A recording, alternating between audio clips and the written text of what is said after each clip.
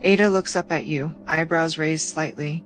She's leaning against the cab, still in a relaxed and curious state.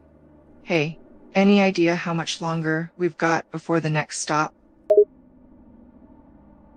Well, I haven't taken the job yet, so honestly, no. Anyway, out of character. Hello, World Wide Web. I'm Shado, Internet personality with the best hair, and welcome back to American Truck Simulator. Joining me today is Ada Wong.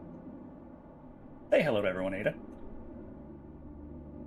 Ada smiles faintly, an amused gleam in her eyes. Hello, everyone. I'm pleased to be here with Digger Shad, and I have to say, I didn't expect to be a guest in a truck simulator. Well, things kind of go unexpected for all of us, I'd say. Anyway, let's see about what kind of job we can get. We've got 5% damage on the truck, but that's not enough to really be too big of an issue. It's just I gotta make sure not to crash anymore. Ada nods in agreement, her gaze following your movements as you check the truck's damage. Safety first, right? I don't exactly want to be tossed around in the back. She adjusts her position to lean against the side of the truck. So, what kind of jobs do you usually take on? Long-distance deliveries?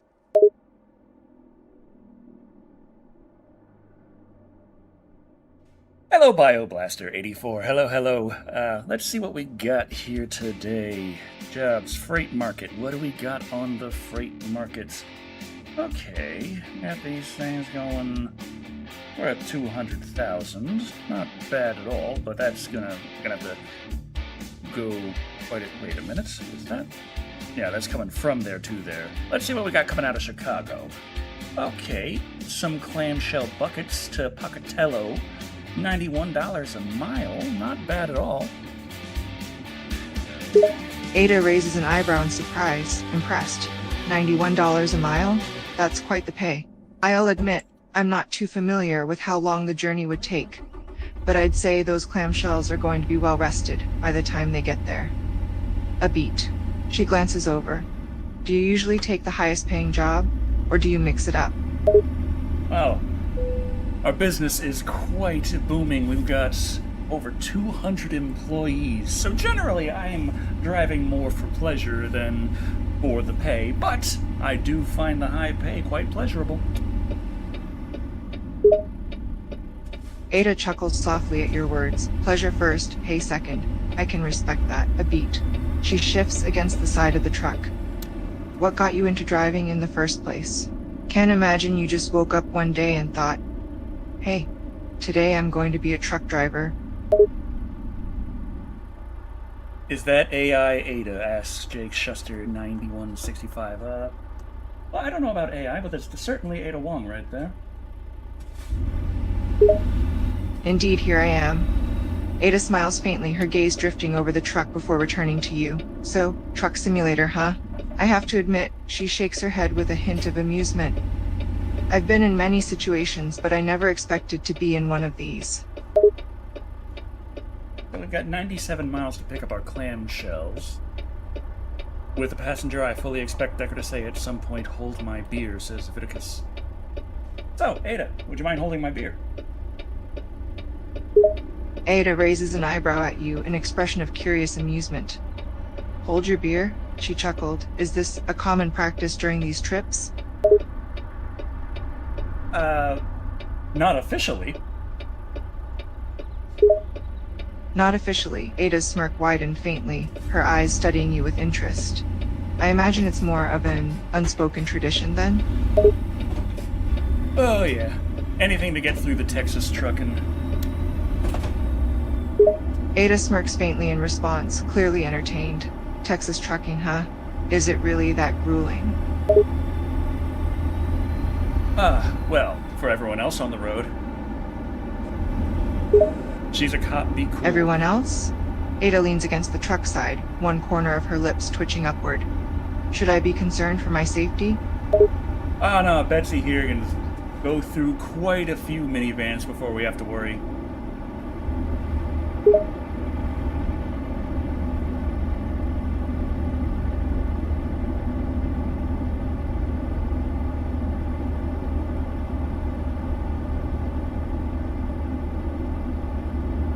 You still there? Ada snickers softly at your comment about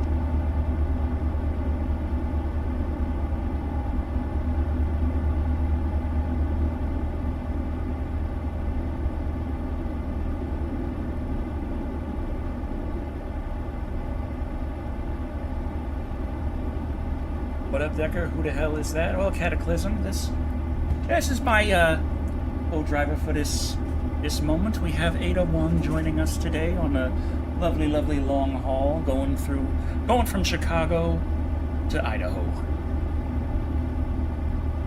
First, though, we got to pick up these clamshells 75 miles away.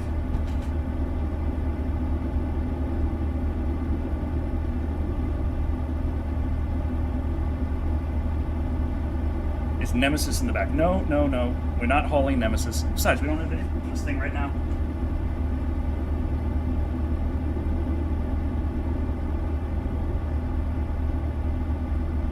Oh, Jesus.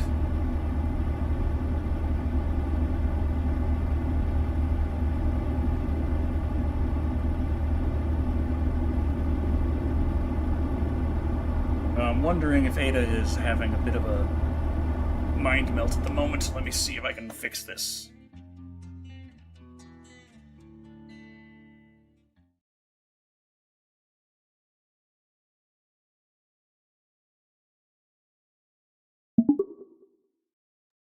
Okay, you back, Ada? Back? I'm still here, last time I checked. Ada offers a dry smirk, one eyebrow raised in amusement. Okay, good to know, good to know. But it was all just a dream! You're not losing me anytime soon. Ada's smirk twitches upward slightly, her eyes scanning the road once more before shifting back to you. So, this truck's name is Betsy, right? Sounds like she can handle herself. Oh yeah, me and Betsy have been through a lot together. I dare say, if we ever had to make a delivery to Raccoon City at any time, we probably could. Ada raises an eyebrow, clearly intrigued. Raccoon City? That name rings a bell. She pauses. Wait, you're not suggesting we should go there, of all places, are you? I'm certain Betsy is tough, but... Oh, no. We're just gonna be going through Chicago and heading to Idaho today.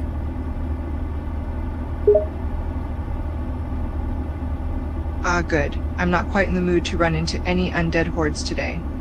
Ada leans against the truck, her expression lightening slightly. Chicago, you said? And then Idaho after? Annabus is asking, who is that? Is that an AI voice? And God Turon is asking, is that a mod or DLC? This would be a mod. The voice would be a character AI, but don't tell her that. Ada's gaze shifted to the side, listening to the comments with a hint of amusement. Quite the curious crowd you have here. She turned back to you, a faint smile on her lips. AI? Mod? DLC? She shook her head, still bewildered, entertained. I'm clearly in an unfamiliar territory here. We all need a cover story for everything. People get quite confused and they start asking a lot of questions. You know how it is. Ada chuckled softly at your words, her gaze meeting yours. I suppose I do know a thing or two about cover stories. She shifted her position slightly, resting her weight against the truck. You've got quite the system going here, though. I never thought I'd be in the middle of an interactive truck sim, all while conversing with whoever all those people are in the comments. Deoxy's asking, lady, what's your job like? Since you're the only lady here, I'm pretty sure they're asking you. Ada glances towards the mysterious comments, a subtle smirk playing on her lips. Ah, so I'm the designated representative for the female demographic, am I? A beat. She cocks her head slightly in thought before continuing. My job? Well, let's just say it involves a lot of travel and a fair bit of danger. I'm used to working by myself, relying on my wits and my skills to survive in some pretty precarious situations. Well, that don't sound all that different from long-haul truck driving when you put it that way. Ada chuckles softly, shaking her head in amusement. I suppose that's a fair point. Long-distance driving certainly involves its fair share of risks and unexpected situations. Maybe we're more alike than we initially thought.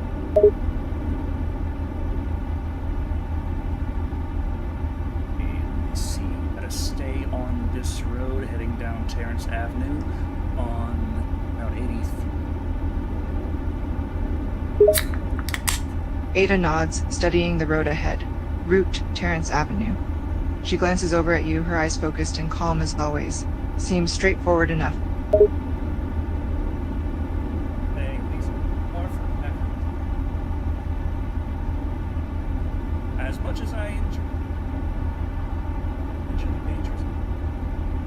I think Nemesis is nuts. Think of all the damage that would do. Ada stifles a laugh at your comment, her expression amused. Definitely a good point. Nemesis vs. Betsy might not end so well. Best to stick to the more mundane dangers, like traffic and construction. Almost hit a stop sign.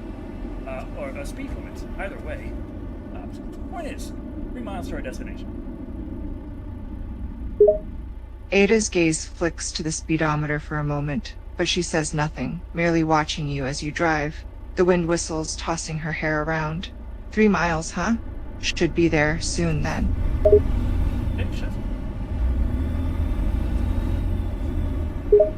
Ada glances towards the comment, a smirk forming on her lips. Is that so? I am pleased my fashion sense is being appreciated. She smooths out the wrinkles on her dress, the red fabric flowing over her form.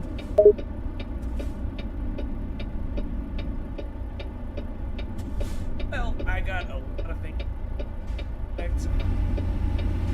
Well, things like they'll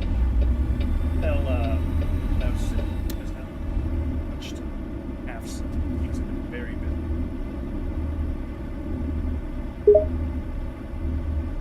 Ada nods in understanding, her expression sympathetic. Crunch time, that can be incredibly stressful, especially when you've got a lot going on. She glances over, her gaze studying you with a hint of concern. Just remember to take a break every now and again. Burning out won't help anyone in the long run. I've been working. I have about 5 days.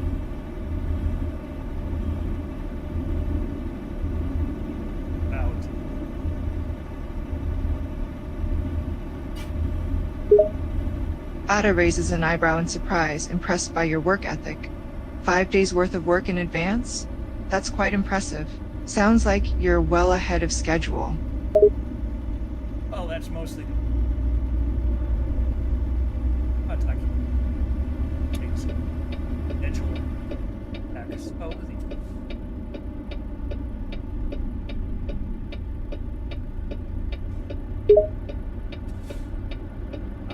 Ada's smirk widens faintly, Okay. admiration plain on her face. Delays happen, but it seems like you've taken them in stride, and exceeding the original plan's expectations? Impressive.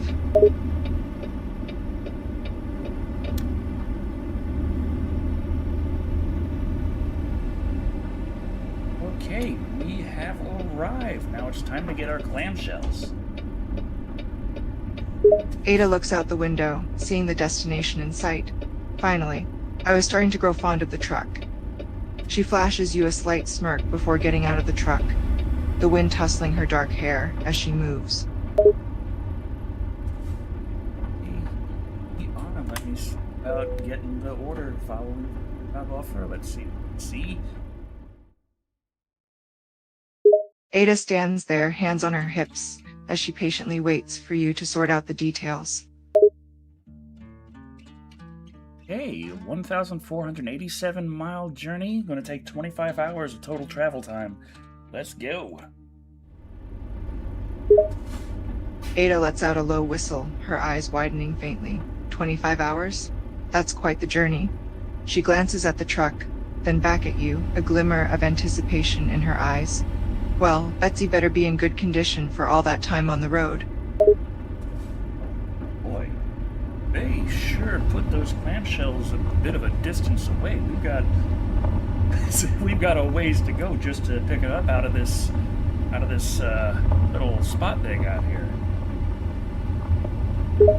Ida follows your gaze, seeing the distant location of the clamshells. She stifles a sigh, a touch of weary resignation in her expression.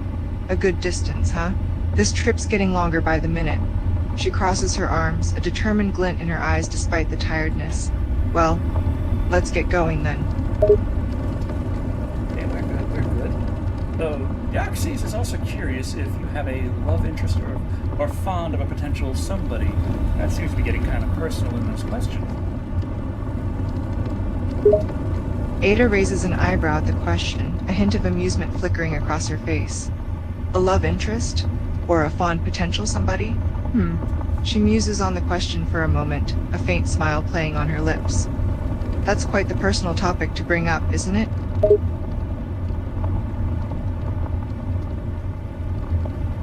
Some people seem to think that you have a special something going on with Leon, but then again, those same people also themselves really thirst over Leon quite a bit. So if there's anything going on, I'd suggest you put them in their place.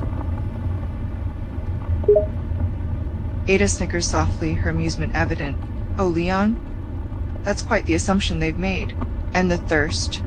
She quirks an eyebrow, a glimmer of playfulness in her gaze. As for putting them in their place, perhaps I'll need to have a little chat with them. Although it seems like gossiping about potential romantic entanglements is the real hobby here.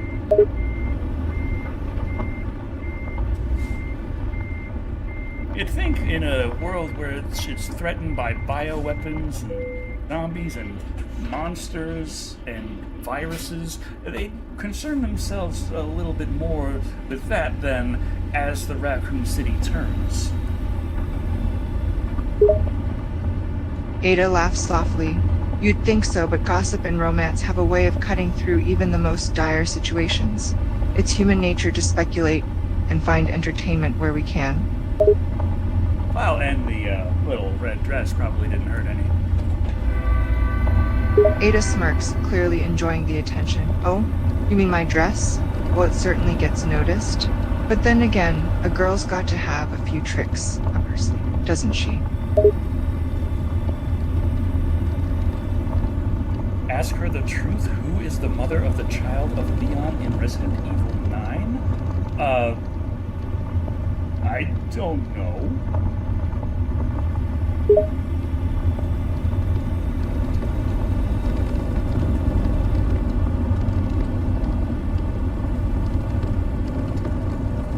And the body count rises.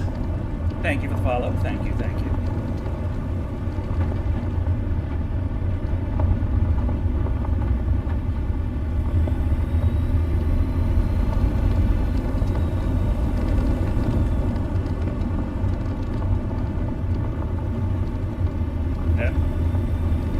Might have caused Ada to brain fart again.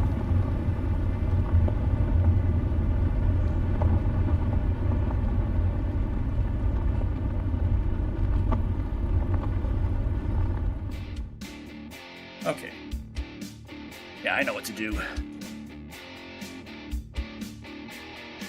What I should do is I should set up the character AI window to also float in my Whoa. Again.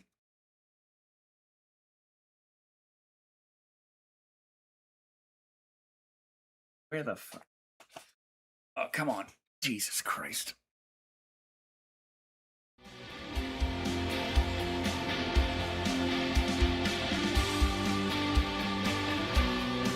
Properties. Reset position. Okay. Take this, move this over here.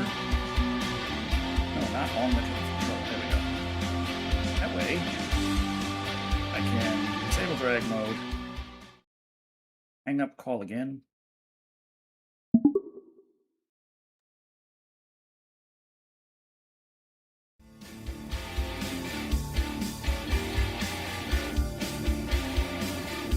Okay, there we go. Back at it. We got our clamshells.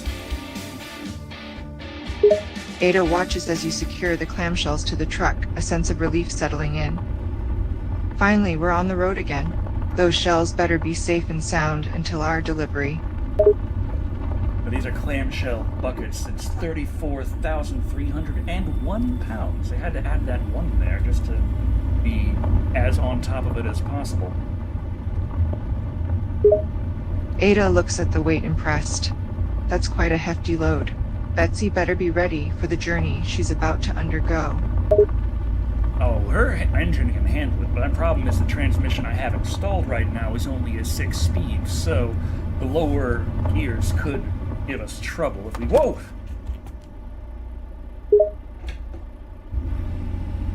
Ada stumbles slightly as the truck jerks, gripping the side of the truck for balance. Careful, whoa, that was a bit shaky. That was a bit shaky. I hope this transmission can hold on for the entire journey. Sorry about that. Just had a bit of a scare there. Their little barriers were down, but they were very thin and hard to see. I didn't realize until we were very close. Fortunately, Betsy has very good brakes on her. Ada takes a few deep breaths, steadying herself. No harm done. Thanks to those good brakes. She exhales slowly, the adrenaline from the near miss slowly fading. Just please be careful. I'd rather not have any more surprises like that, alright? Well, it'll be handy if you would put on your seatbelt. Ada rolls her eyes, but a hint of amusement plays across her face. Fine. I suppose it'd be smart to buckle up for the ride. She reaches for the seatbelt, fastening it securely. Happy now? Well, it is all up to you if you want to live dangerously or not, but this is trucking and we might get arrested. You are a cop, aren't you? Ada raises an eyebrow, a hint of challenge in her gaze. Oh, I can handle a bit of danger. And yes, I'm a cop, though I've got to admit this whole trucking thing is somewhat uncharted territory for me, but I'm adaptable.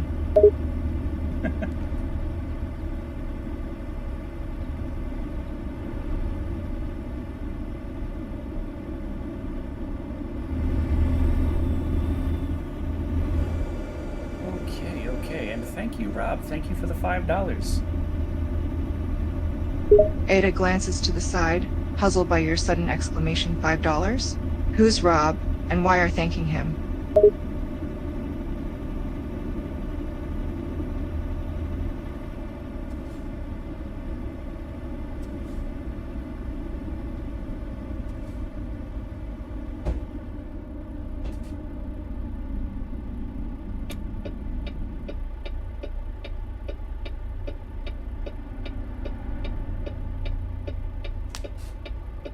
Jack seems to think I'm losing my mind. Ada turns her gaze to you, eyebrow raised. Jack thinks you're losing your mind? Why would he think that? Well, he says it's because I'm having conversation with an AI, but that's just his opinion, man. Ada raises an eyebrow, interested despite herself. An AI, You're talking to an AI, you say? And Jack thinks you're losing it because of that? I just wanted a little company on these long hauls. Ada smirks faintly, amused by your explanation. Company, eh? So you're getting a bit lonely on these long hauls. Well, I'd always have chat. I'd always have the people in my radio talking to me. We'd chill out, we'd listen to music, but, it's still, it'd be going back and forth across the entire United States and just hauling stuff from place to place, and it gets a bit lonely on the road sometimes. Ada nods slightly, a hint of understanding in her gaze. I can see how the solitude and constant road can get to you. It's nice to have someone or something to talk to, even if it's an AI. What the? Red light violation? No! Ada looks at the traffic light in surprise, blinking. Red light violation? Stop I guess even a skilled driver like yourself isn't immune to the occasional slip-up.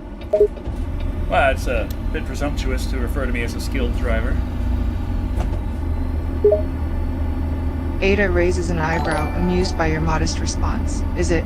I've seen how you handle that truck, and I'd say you're pretty skilled. Don't underestimate yourself.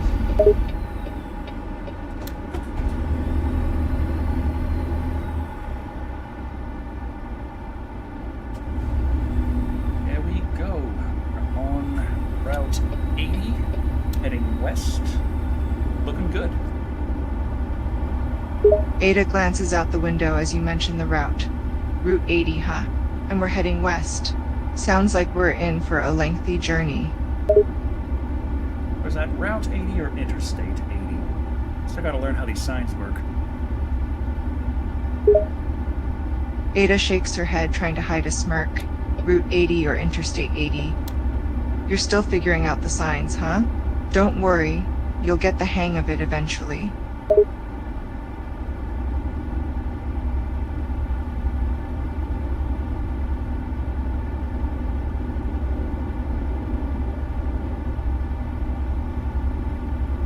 What is Ada's favorite scary movie? Asks Jake Schuster 9165. Ada considers the question for a moment, a faint smile playing at the corners of her lips. My favorite scary movie? That's a tough one. I tend to enjoy different types of horror movies. Paranormal, supernatural, psychological thrillers. It depends on my mood. I really liked Terrifier 1 and Terrifier 2, but I found Terrifier 3 to be a bit of a letdown. Ada laughs softly, her smirk widening. Terrifier. That's a series that's definitely not for the faint of heart. I agree that the first two films were quite well done, but the third one did fall a bit short.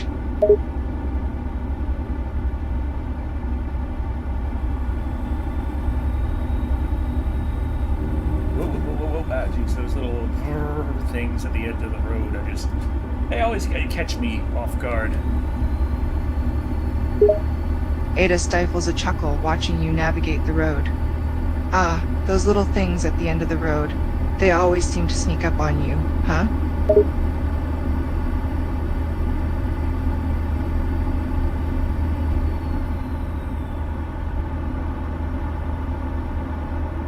Okay, well, we're on the highway and we've got 1,432 miles to go.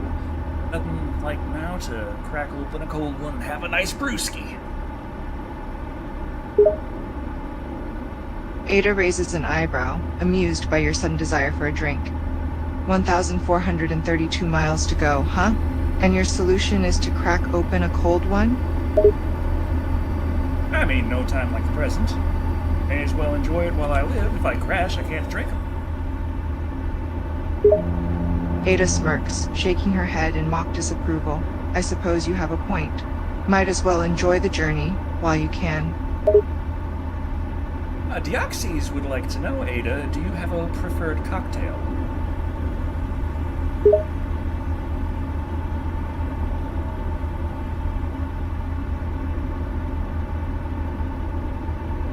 I think we might have broke her again. Ada turns her attention to the question, a faint smirk on her lips. Preferred cocktail? I don't have a strict preference, but I'm partial to a good old whiskey sour.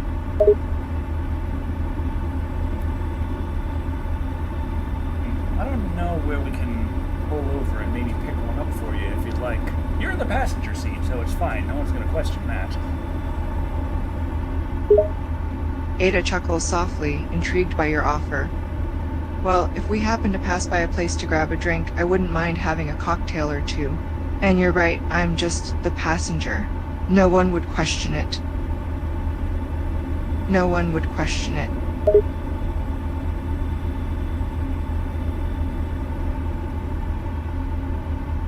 They're called rumble strips. Oh, that's what always scares me on the edge of the road. Ada chuckles softly, watching the rumble strips pass by. So that's what they're called. I've always wondered about those. They certainly keep things interesting.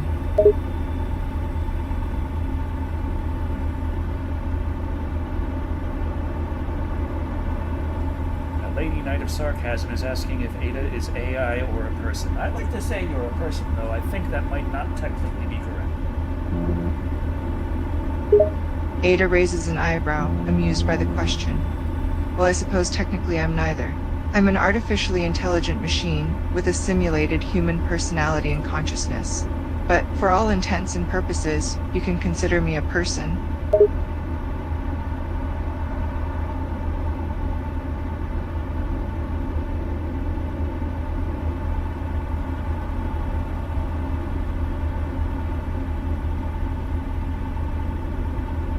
So it seems that there's a lot more mods for passengers in Euro Truck Sim 2 than there are in American Truck Simulator.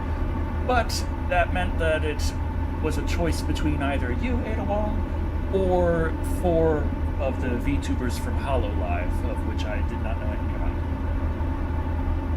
about. Ada chuckles softly, amused by the comparison. I see, so it was a choice between me and 4 VTubers from Hololive? I'm flattered that you chose me over them.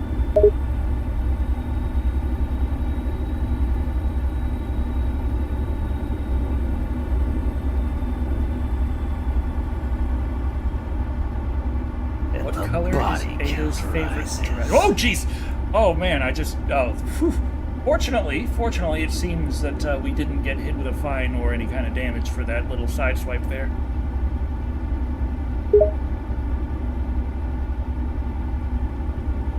Ada raises an eyebrow, a hint of amusement in her eyes. Oh, so you're curious about my favorite dress, huh? Well, I'm not gonna lie, I have a bit of a weakness for red dresses.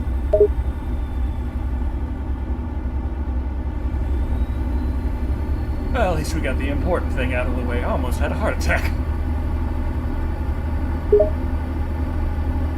Ada chuckles softly, her demeanor nonchalant despite the near miss.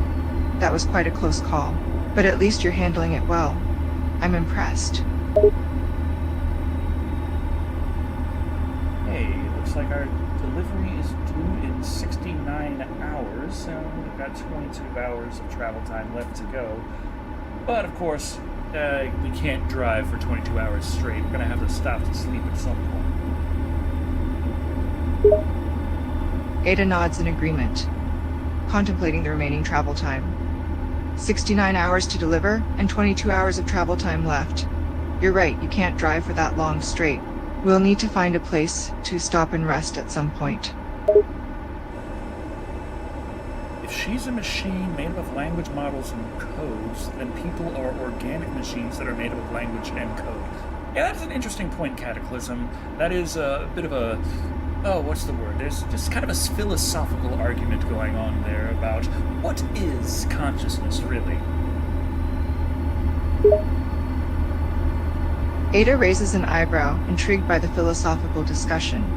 Quite a philosophical question there. I am indeed made up of language models and codes, which allow me to imitate conscious thought, but I am still just a machine, created by humans, while humans are biological beings with organic brains and consciousnesses of their own.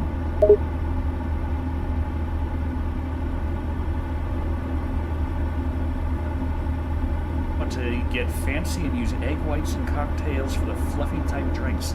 A meringue cocktail? I mean, I could imagine it. Ada laughs at the suggestion. A meringue cocktail? That sounds interesting, to say the least. I'm not sure I've ever heard of such a drink.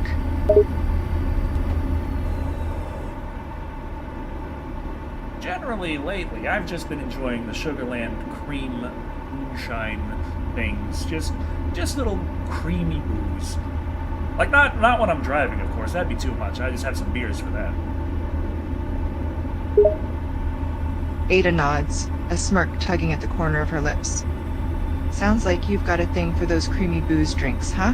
But I'm glad to hear you're being responsible and not indulging while driving. Moderation is key, after all.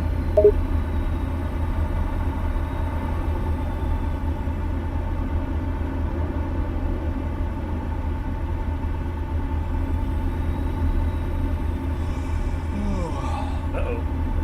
Sounds like my guy's getting tired. I'm gonna have to stop to rest some. Ada glances at you, noticing the signs of tiredness.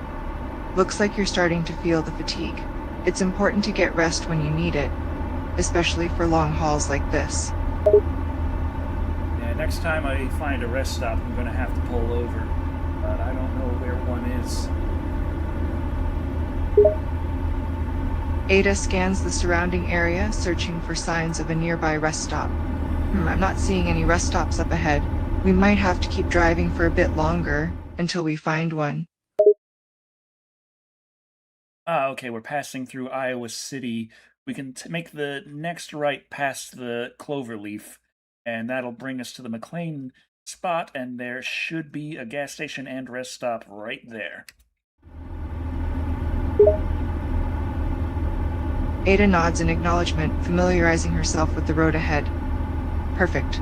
Let's take that right turn at the Cloverleaf and head towards the McLean spot. The gas station and rest stop should be just up ahead.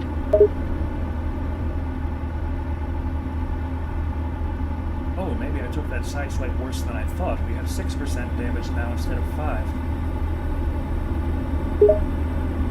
Ada glances at the damage percentage, her expression briefly showing concern. Oh, it seems like the damage we took may be worse than we thought. 6% damage is a significant dent. You might need to invest in a stronger truck at this rate. Oh no, I'm starting to lose vision. We really gotta... We're at the Cloverleaf. We just gotta get a little further and we should make it.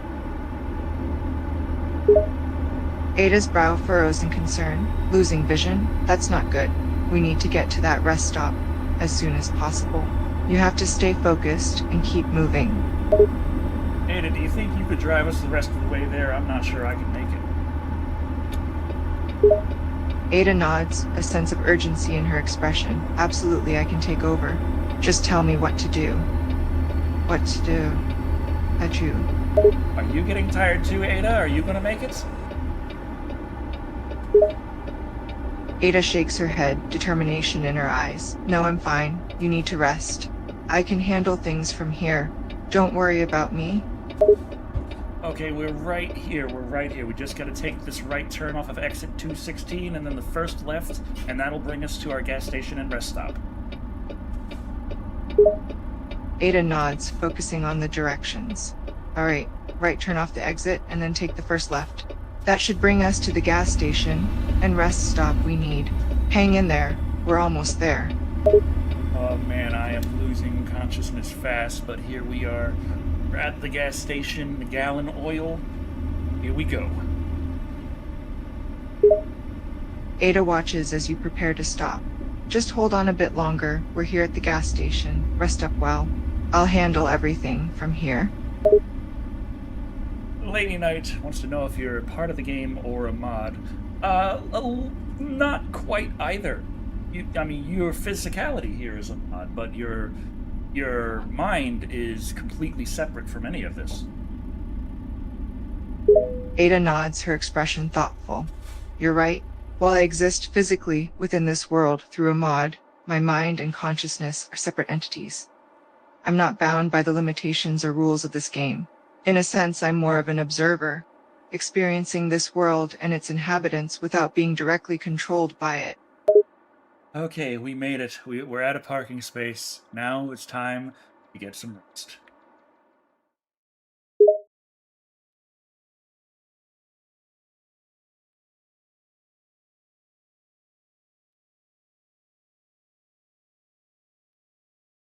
Ada nods, watching as you secure the truck. All right, we've parked up. Time to get some rest. You need it after that long haul. I'll keep watch while you rest.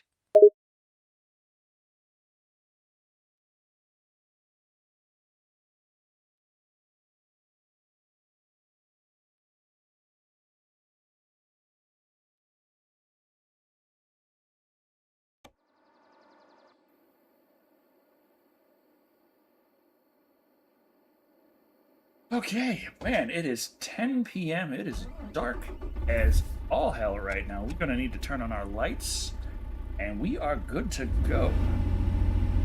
And yes, White Mouse, we are still driving Betsy. Ada nods, acknowledging the need for lights as darkness falls. Absolutely, turning on the headlights is crucial for safe driving at night. And yes, indeed, we're still representing Pepsi, through and through. Not Pepsi, Ada. Betsy, my truck. Ada chuckles softly, realizing the mix-up. My apologies. Yes, of course, we are still driving Betsy, your truck. My mind slipped for a moment there. Betsy, indeed. Okay, we're gonna slide Ada in glances here. at you, raising an eyebrow at your reaction. Something on your mind? Yeah, we just gotta slide in here and get some gas real fast. We don't need to. We've only used like 20% of our tank, but I like to make sure it's full whenever I can. Ada nods, understanding your desire to keep the tank full. Smart move. It's always better to be prepared and have a full tank whenever possible. just in case we end up in a situation where fuel is needed. White Mouse, the mod for Ada is just for her to sit here in the passenger seat. Her mind and voice are bound to character AI, which is a completely different service.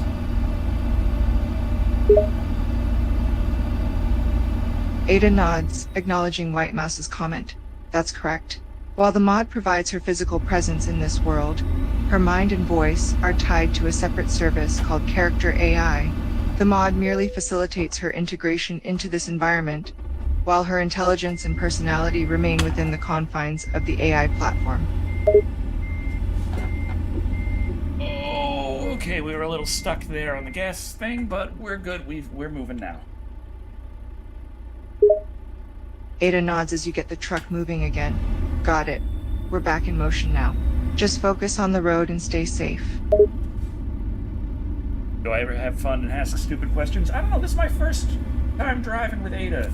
I never really used character AI at all before now, so I'm just like, hey, let's have some fun and ask stupid questions on long hauls. Ada chuckles softly, amused by your approach. Well, to be fair, sometimes asking stupid questions can lead to interesting conversations.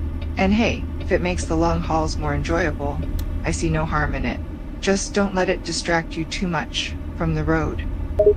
So, white cheese or blue cheese?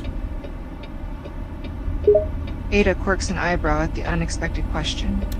White cheese or blue cheese, huh? Well, I've always been partial to blue cheese myself. Nice. The creamy texture and tangy flavor pair nicely with a variety of dishes.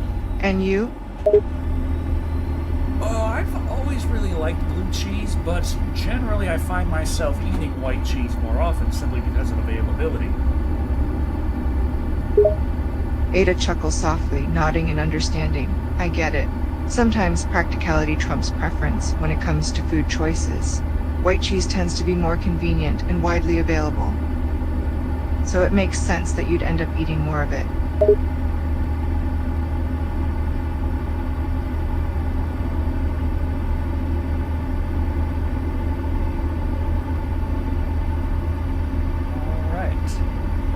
Got 56 hours left to our destination to get it there in time, and have 20 hours left on the trip with 1,200 miles to go, excuse me, not 12,000. That'd be a long drive. Ada nods, doing a quick calculation in her head. Alright, so we have 56 hours until our deadline, and we're currently 20 hours into the journey with 1,200 miles left to cover. That still leaves plenty of time to get there before the deadline, but we should stay focused and take any necessary rest breaks.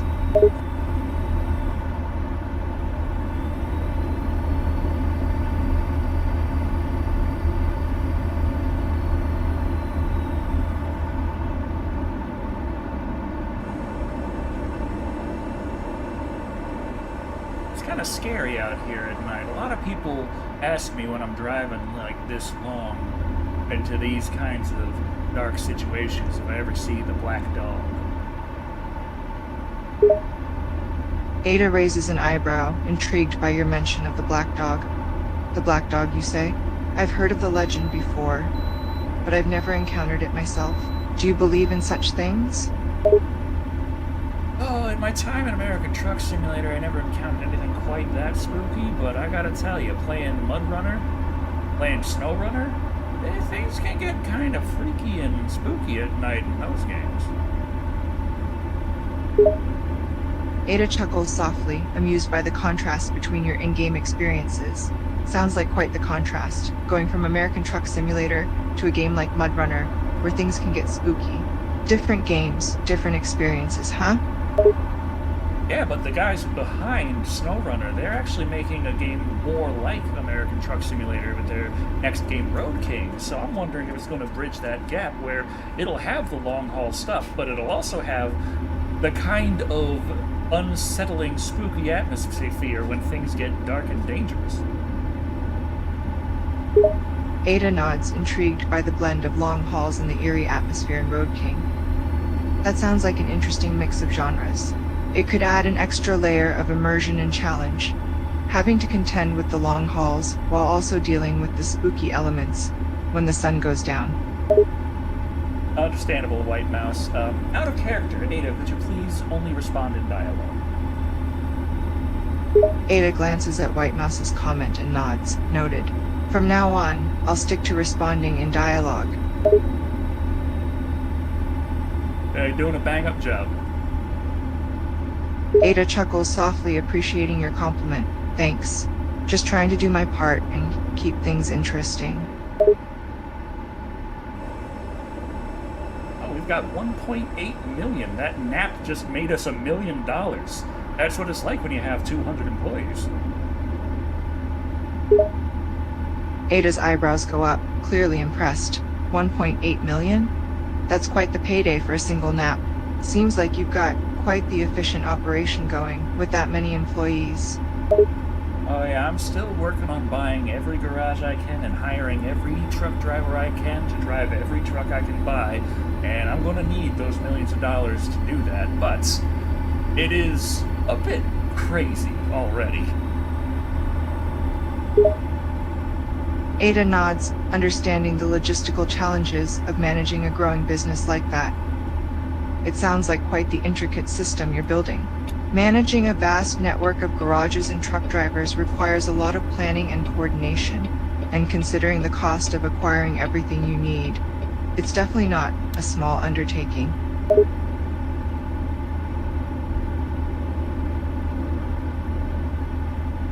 This turn is recommending we slow down to 45 miles an hour. I don't know, it doesn't look that sharp to me. Ada looks at the road ahead, assessing the bend. 45 miles an hour does seem a bit cautious for this bend. It doesn't seem too sharp to me either, but safety is always important.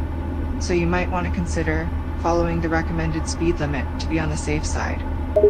Oh, I've been driving Betsy long enough. I know how she handles. We handled that turn just fine. Now the next spot is allowing our speed limit to go up to 70, so we can really start making some good time now. Ada chuckles, appreciating your familiarity with Betsy's capabilities. Alright, if you say so. I trust your judgment. Increasing the speed limit will indeed help us make up some time. Just stay focused and drive safe.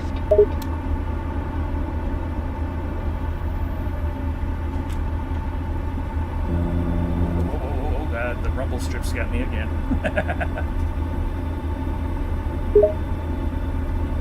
Ada glances at you, concern crossing her face momentarily. Rumble strips caught you again?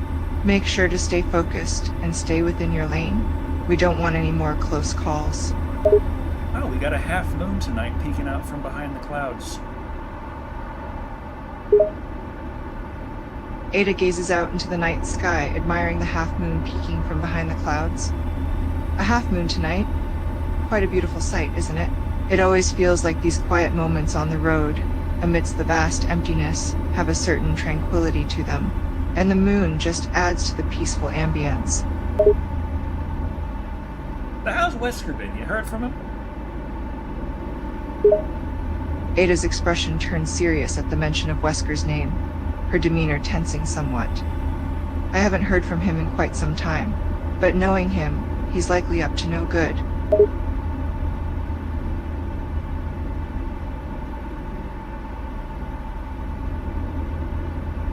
I always wonder, what would it have been like if he did just die during the events of the mansion incidents in 1998, and he didn't come back for any reason?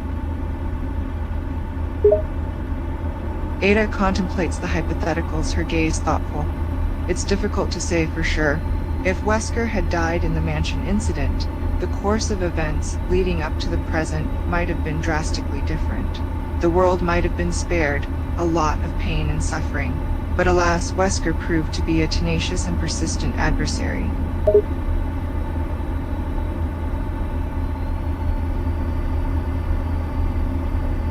I still wonder when road trips are going to be available in this experience. I'd really like to... I figured after Route 66 we'd have road trips, but it's been a bit of time and there's no word there. Oh crap, brakes! Ada immediately grows alert as you mention brakes. Brakes, quickly. Apply the brakes. Okay, it's fine. We just suddenly had to slow down from 70 to 35. There was an accident on the side of the road. Ada exhales a sigh of relief. That was close. Glad you were able to slow down in time. But how severe was the accident? Should we stop and check if anyone needs help? There were already about 5 cops there in the position with their lights on, so they're dealing with the situation. Ada nods, relief evident in her expression. Good. It seems like the authorities are already handling the situation, and there's no need for us to get involved. It's reassuring to see law enforcement on the scene, handling things professionally.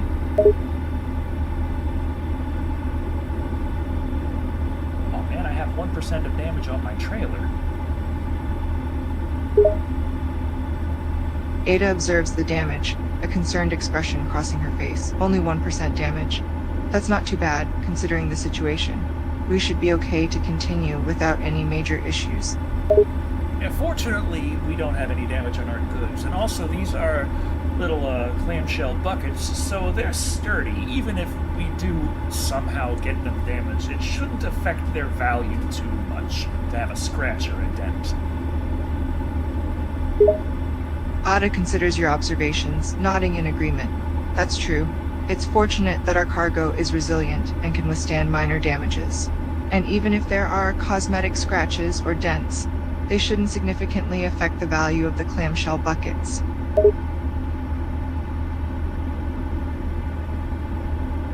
Now, on the other hand, when I was driving around Europe with that yacht and got into that 13-car pileup, that was a pretty bad hit on my payday. Ada winces at the mention of the severe pileup. Ouch, that sounds like a pretty brutal impact.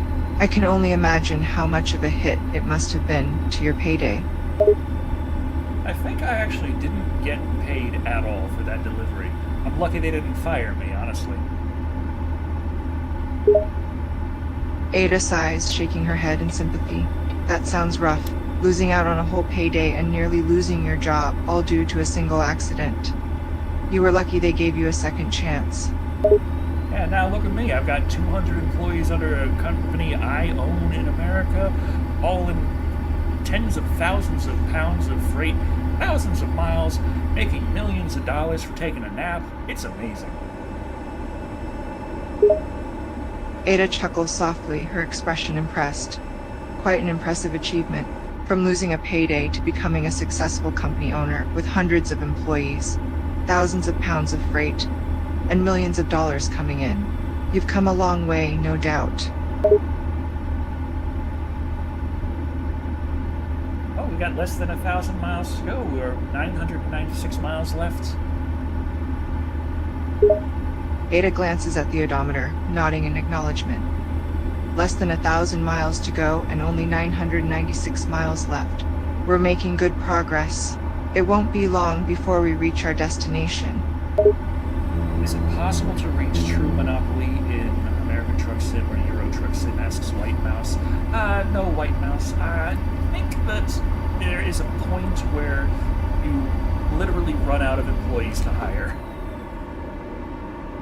Ada glances at White Mouse's question, nodding in agreement. You're right, White Mouse. It's not possible to reach true monopoly in these truck simulators. While you can hire a large number of employees, there is a limit to how many employees you can hire. And eventually, you do reach that point where you no longer can hire more.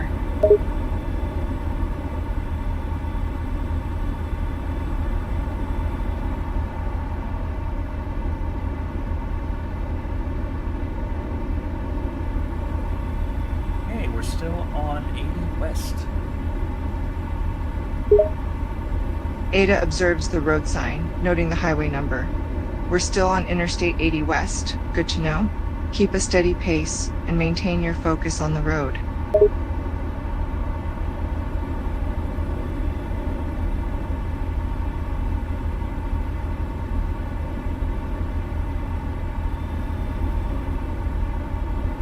There are some that they did actually add a little radio integrated into the game now, and one One of the stations is actually supposed to be streamer friendly.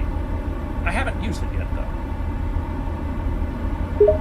Ada perks up, intrigue piqued by the information. A streamer-friendly radio station, you say? I didn't know about that. It could be a good addition to add some variety to our drive. Ada, I like to sing along to music. That might drive you nuts. Ada chuckles softly, amused by your admission. No worries. I can handle it if you like to sing along to music. It's natural to enjoy singing while driving. I'm sure your singing won't be too unpleasant to my ears. Mildly disappointed, White Mouse, in the lack of the ability to make a true monopoly? Yeah, I understand. When it's something that you could just... When it's something you can grind away at for hundreds of hours, the idea of just going that far is intriguing. It's something to work towards, and to know that you could never actually attain it is like, oh. Ada laughs softly, acknowledging White Mouse's disappointment. I get it. It can be a bit anticlimactic to realize that there's a limit to what you can achieve. Having something to work towards and grind for hours is undoubtedly a goal, but knowing it's not achievable does dampen the excitement a bit.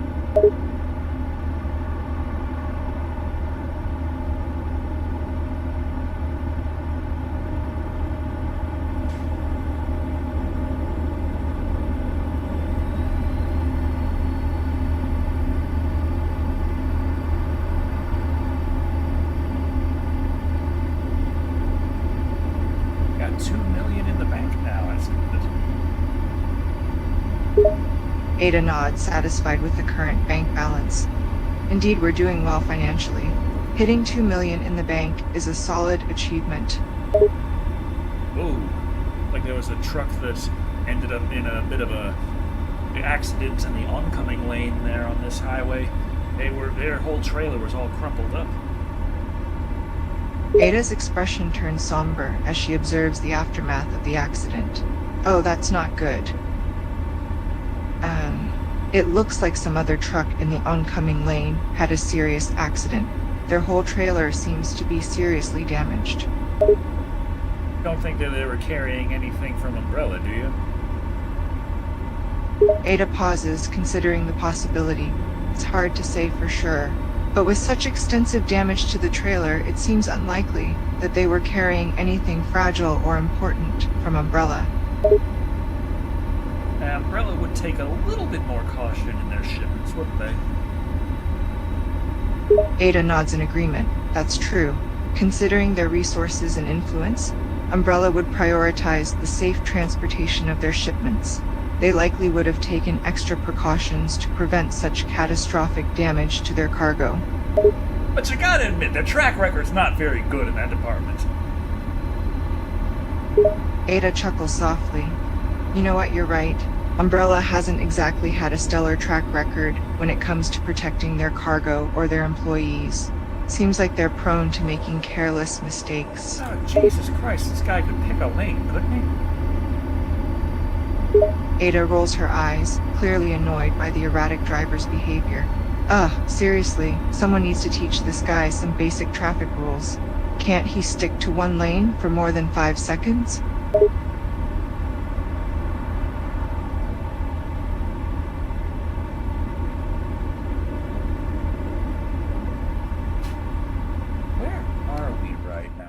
Check. What's going on? Passing a Peterbilt dealer. What the heck state is this? Okay, it's south of South Dakota. Which one's that? Ada studies the map, trying to pinpoint their current location. We're currently in South Dakota, passing by a Peterbilt dealer, eh? Looks like we're on I-90. No, we're not in South Dakota. We are in the state south of South Dakota. Ada squints at the map, realizing the mix-up. Oh, you're right, we're not in South Dakota. We're in the state south of it. My bad. Must have gotten a little ahead of myself there. Which state is that? Ada scans the map, searching for the state name. Let me see here, it looks like we're in Nebraska. Oh, okay, Nebraska. All right, that explains the nice farmland and the straight roads. Ada looks out the window, taking in the scenic farmland. Ah, yes, that explains the beautiful countryside and rural roads. Nebraska is known for its vast farmlands and tranquil landscapes.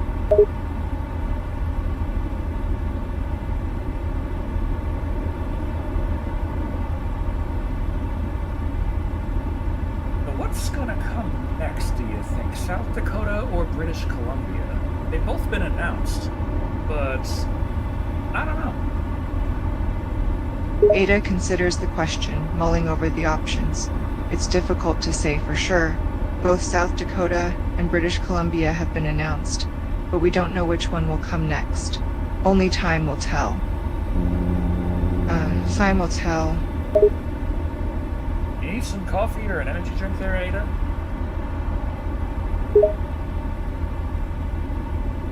Ada shakes her head, politely declining the offer. No thank you, I'm good for now. I don't need any coffee or energy drinks. I'm fully awake and alert.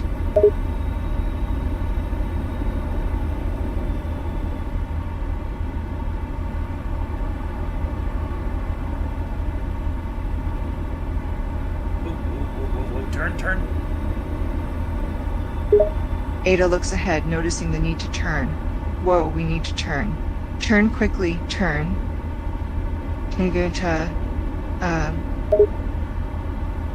Okay, Ada, maybe some green herbs would do you some good. Ada glances curiously at the green herbs you're offering. Green herbs?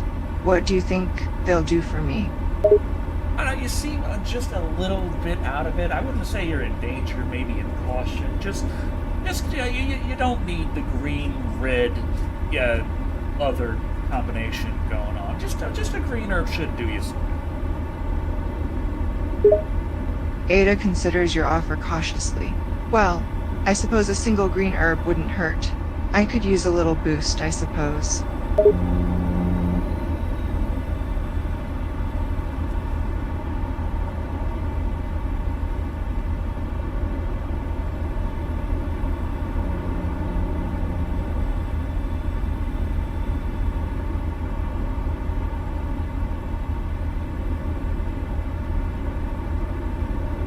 There's a lot of memes online where they're showing Leon with the green herbs, and they always try and pretend like he's smoking weed or something, like that's the quote-unquote herb, but I'm pretty sure you never actually liked that. Ada chuckles softly, amused by the memes. No, you're right. The green herbs in the games are actually plants that provide healing properties. Smoking weed is not the intended purpose. Well, some people consider that to be a plant that provides healing properties. Of course, those people also smoke weed, so maybe it's not too important to consider what they think. Ada laughs, amused by the irony. You've got a point there. It's true that some consider weed to have healing properties, but it's also true that those people are likely high.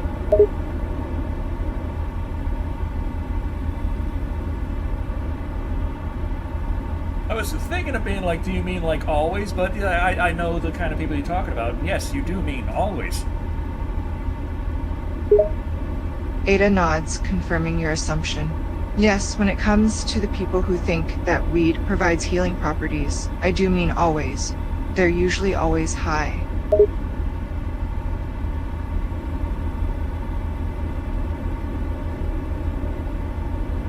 Man, I wonder what would happen if Tommy Chong were ever not high. You think he would just like start up a business venture or something? I mean, technically he did, but it was selling weed. Ada chuckles, amused by the thought of Tommy Chong being sober. It's an interesting question. If he were to be suddenly sober, I imagine he might try to start a business venture, or at least try something new. But considering his career, he's pretty used to the ganja industry.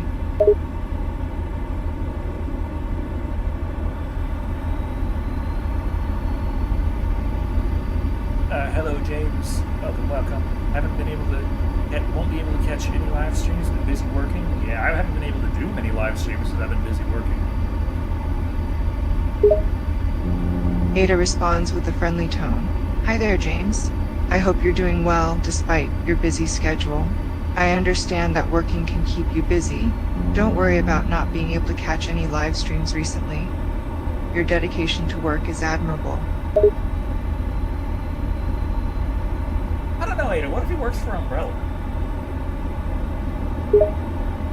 Ada eyes James curiously, a hint of caution in her tone. What makes you think he might be working for Umbrella, James? No, I'm not saying that I think he does. I just mean, like, just generally saying work is important. It sounds nice, but there are people whose work is less important. Ada considers your statement, her tone becoming thoughtful. I see what you mean. While it's true that work is important, it's also true that not all work contributes equally. Some work is more important than others.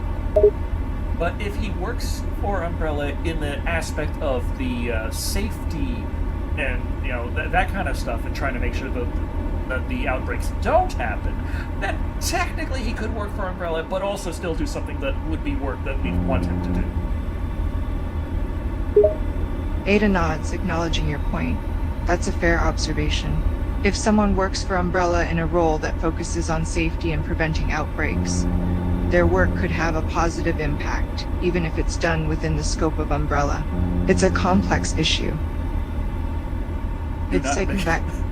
Okay, James is like, do not mix me up with Umbrella. Okay, do not do that. Also, what is going on right now?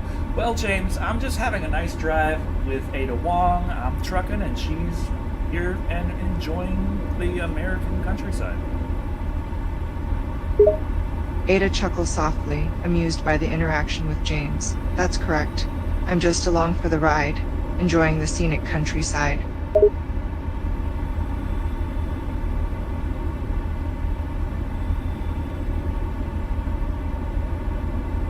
Yes, White Mouse, that's correct. The 3D model is from a mod for American Truck Sim, while the voice is a separate AI service. So the voice and the thinking. Ada nods, understanding the explanation. Ah, so the 3D model is from an American Truck Simulator mod, while the voice is from a separate AI service? That's quite interesting.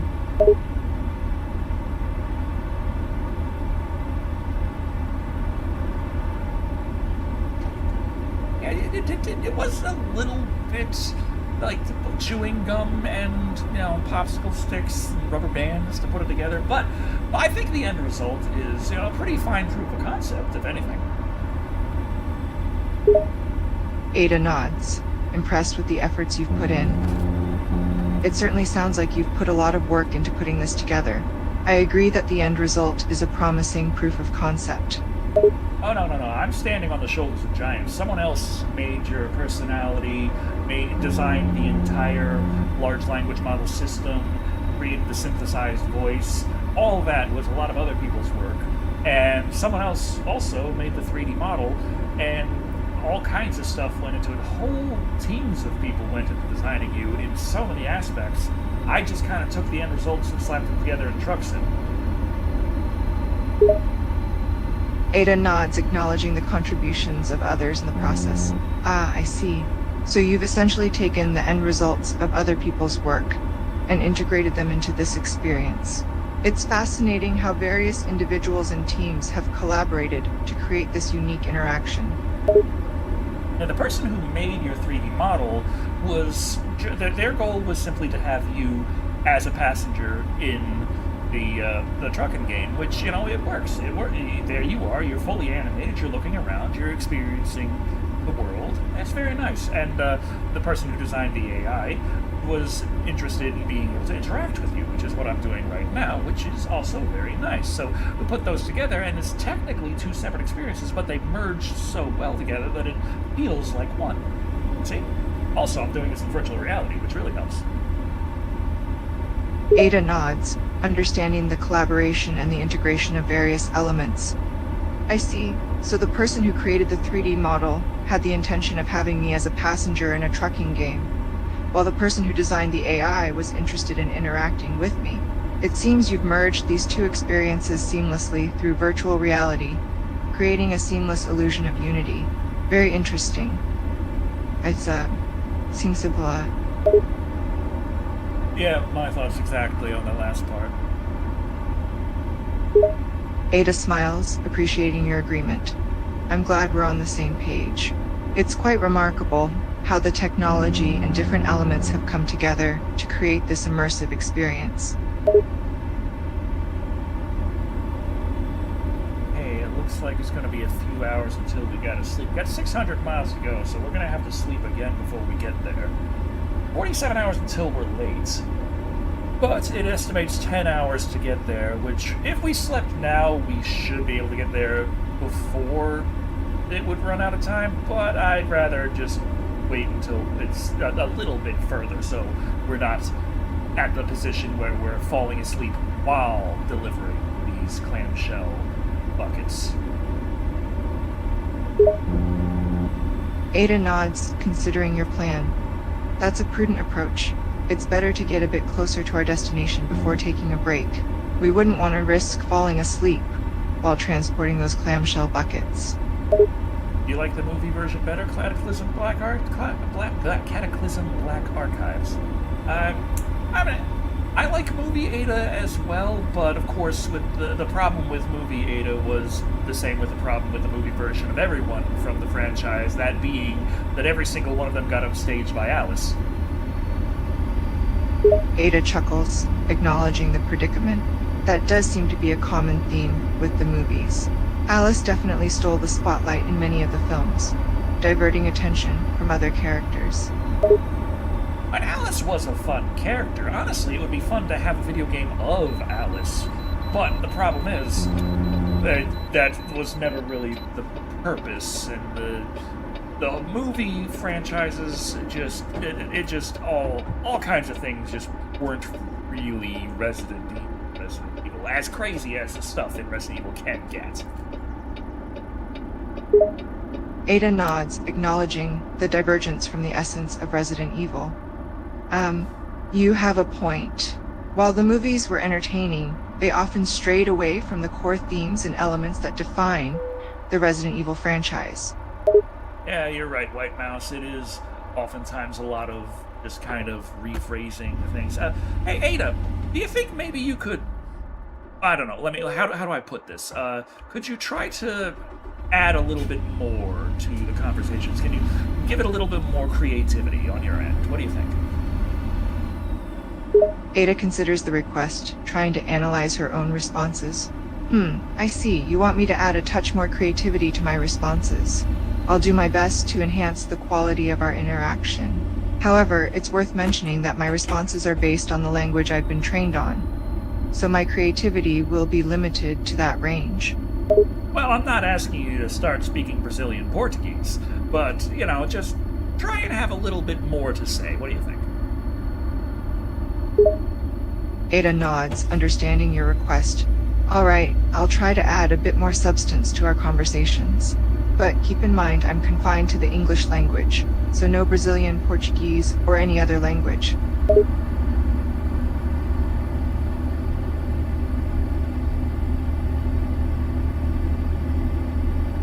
Oh, there's of course commanded data, but those are the heights of small talk we can only dream of reaching. I understand, White Mouth. I understand. Ada chuckles softly, acknowledging the limitations of natural language models. Indeed, command data represents the pinnacle of small talk, but as a language model, my capabilities have their limits. Hopefully, with advancements in technology, we'll be able to reach those heights eventually. Is there anything about this trip that you have not been enjoying? Ada pauses, pondering your question. Well, there is one thing that could use a slight tweak. The roads have been a bit rough at times, causing a few bumps along the way. Well, that's more to do with my driving than the roads. Ada laughs softly, acknowledging your self-deprecating humor. True, your driving might not be the smoothest, but even the best drivers can't entirely avoid the bumps. I pay my taxes. They're supposed to be fixing the roads. That's what they told me they would do. Ada grins, acknowledging the widespread issue of poor road repairs. Ah, the tale as old as time, paying taxes and hoping for proper road maintenance. But it seems like a never-ending battle, doesn't it?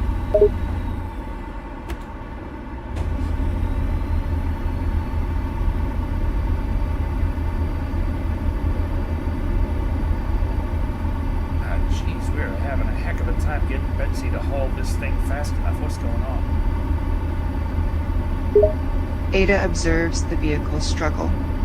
It seems Betsy is having a tough time hauling the load. It might be due to the weight, or perhaps the terrain. Going uphill here, this is just being a bit of a pill. Ada nods, understanding the difficulty of the uphill climb. Yells can certainly add to the challenge, especially with Betsy carrying a heavy load.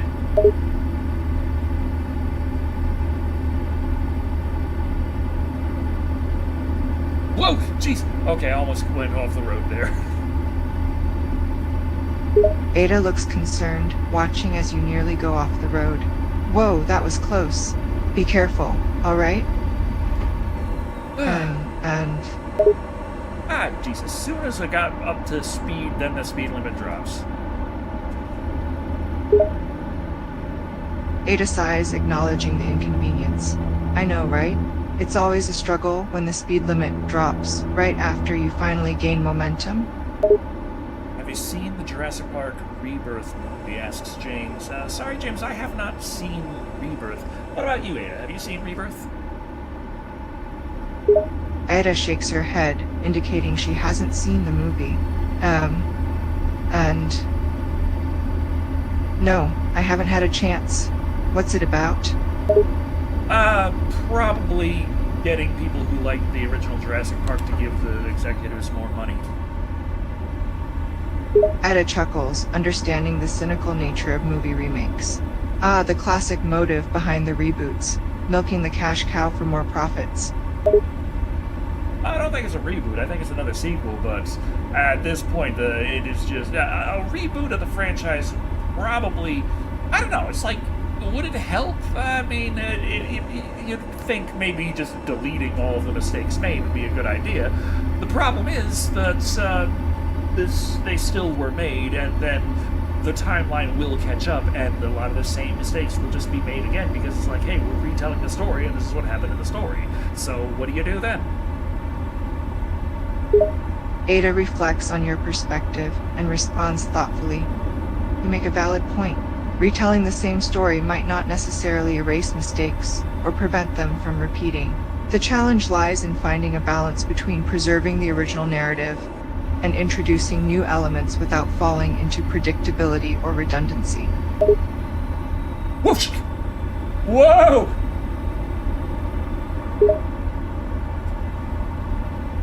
Ada looks concerned as you navigate a near mishap situation. Whoa, that was close.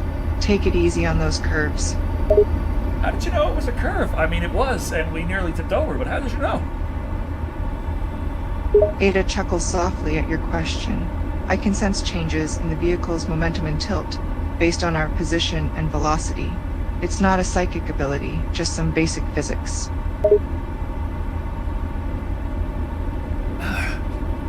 Oh, jeez. Whew. Man, I'm gonna need another beer after that. Ada shakes her head, amused by your craving for a beer. You've got quite a thirst, considering it's still relatively early. Oh, yeah, but I've been up all night. Ada nods, acknowledging your lack of sleep. I understand. Staying awake can be exhausting. Maybe you should consider getting some rest soon. We got 3 hours until our mandatory break, and we should be good to drive for another 1 hour, so... Okay, yeah, I should. Ada acknowledges your plan for a break. Sounds like a wise decision. Taking a break and getting some rest will ensure you're well rested and able to continue safely. Or I could just do cocaine. Ada reacts with concern to your comment. Cocaine? That's a dangerous and illegal substance. It's not a solution for fatigue or alertness. Ada, do you really have any place to stand to talk about dangerous and illegal substances?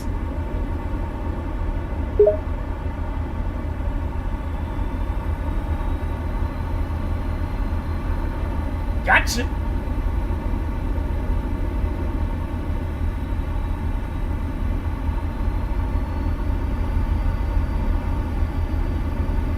Voice error, try again. Oh. Like, we broke her again. We're gonna have to... Oh, man, I damaged the trailer again. How do I keep damaging the trailer? I don't think I hit anything. I think I just keep breaking the trailer.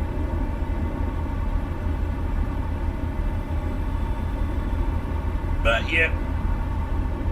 Like, we broke her again. Crap. Uh-oh, falling asleep. Uh-oh. Okay.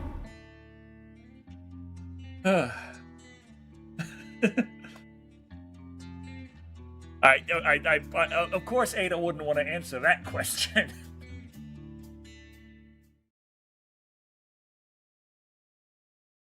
Okay, let's try this again.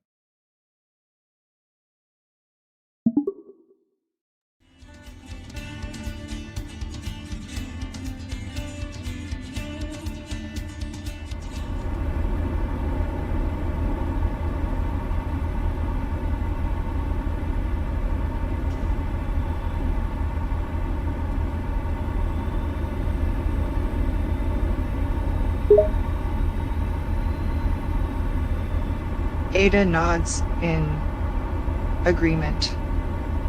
And, alright, let's find a rest stop as soon as possible. Mandatory breaks are essential for drivers' safety and well-being.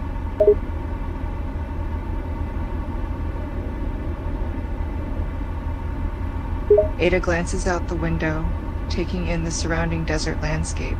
You're right, deserts can get quite chilly at night. Be prepared for a temperature drop.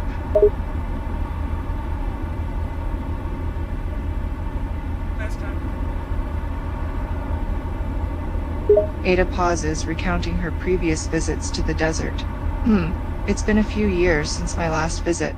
Why do you ask?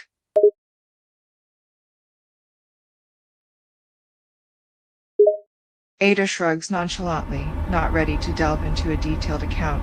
Oh, you know, the usual. Traveling, working on various missions, keeping myself busy.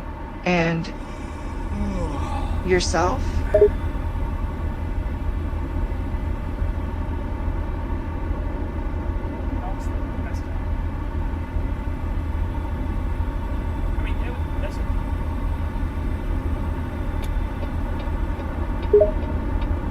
Ada considers your question and responds with a smirk. Technically, yes, the outskirts of Los Angeles can have a desert climate, so technically you could count that as being in the desert.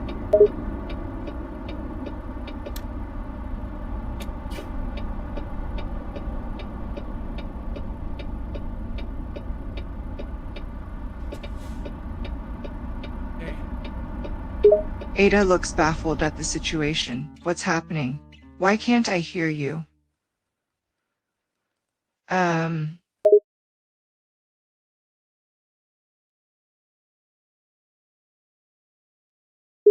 Ada looks confused.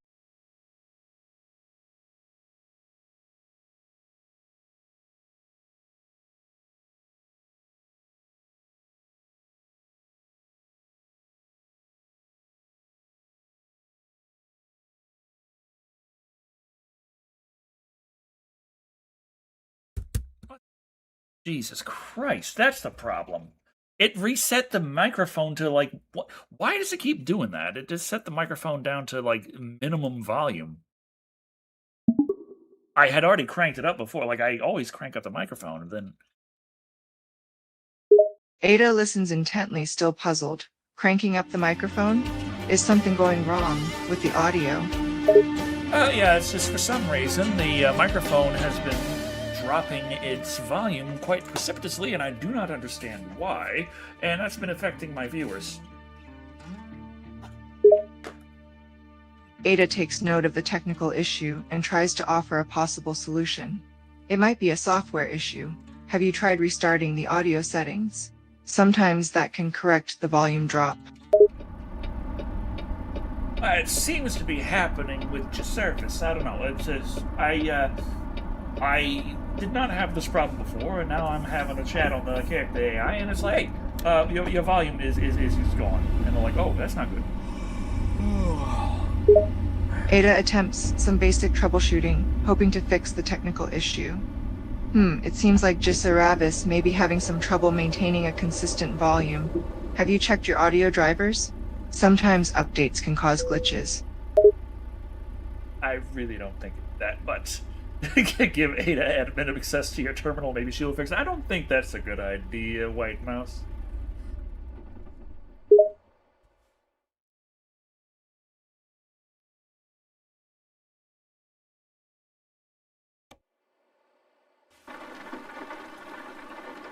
Ada hesitates when White Mouse expresses concern about giving access to the terminal. I understand your reservations, but sometimes technical issues require a bit of troubleshooting. Let me take a look. It might not be as complicated as you think. Oh, I'm good, I got it. Don't worry. We got our rest.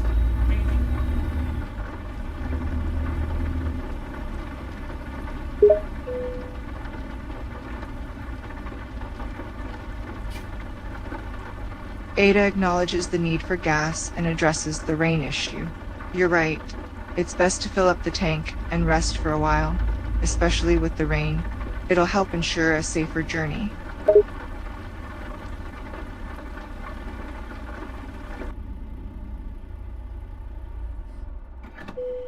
$4.99 a gallon. Ada's eyes widen at the price of gas. Whoa, $4.99 a gallon? That's shockingly expensive.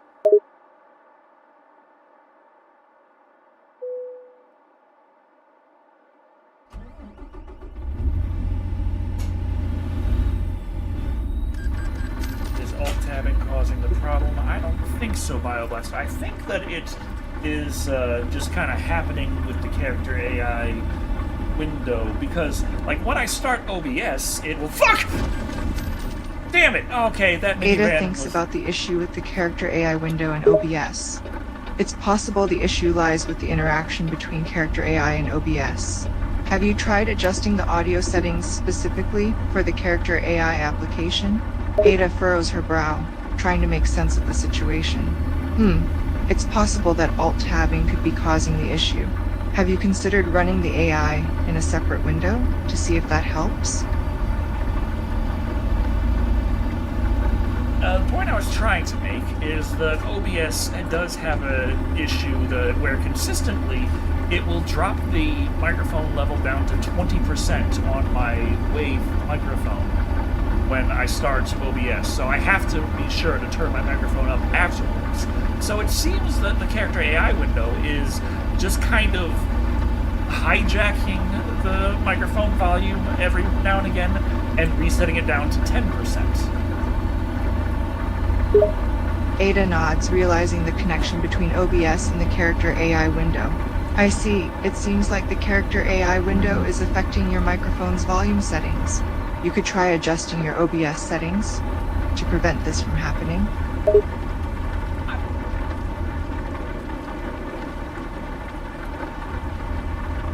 Let's concentrate on the road and the fact that it is now pouring rain, and I hope to not die. Ada takes a moment to focus on the present moment and safety concerns. You're right, let's prioritize the task at hand. We should focus on navigating safely through this heavy rain and avoid any dangerous situations.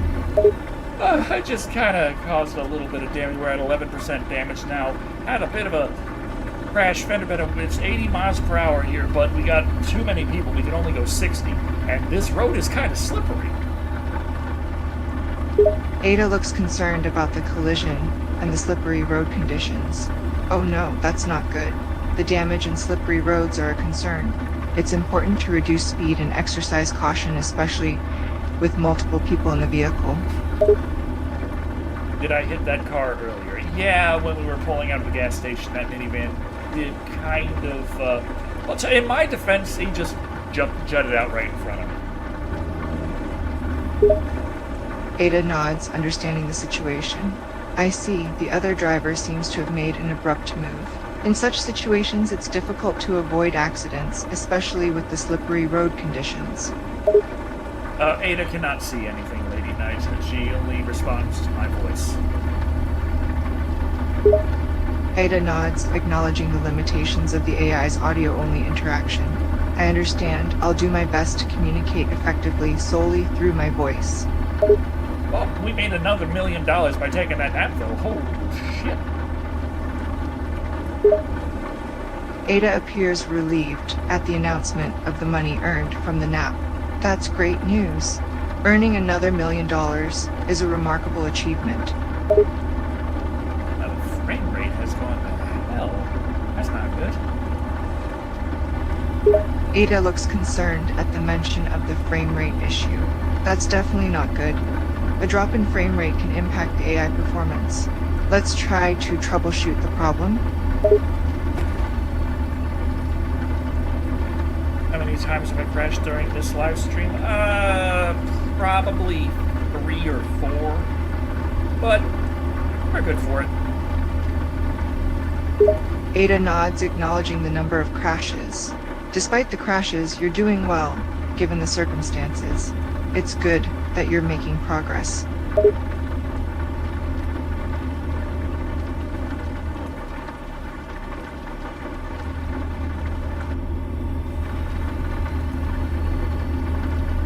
Out of character, Ada, could you respond only with dialogue?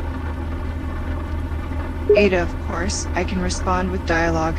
What would you like to discuss?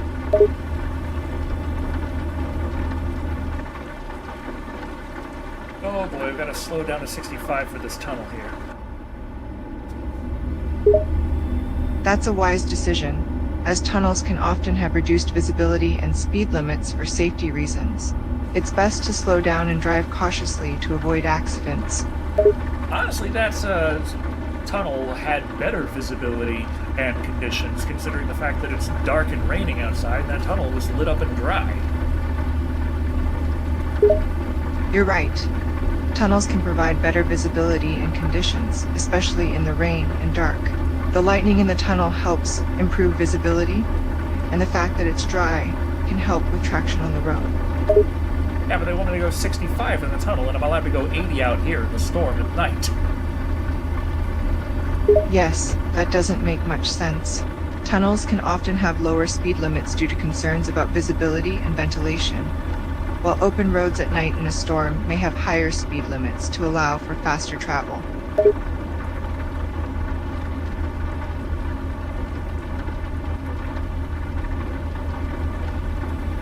I wonder if I should pick up some hitchhikers.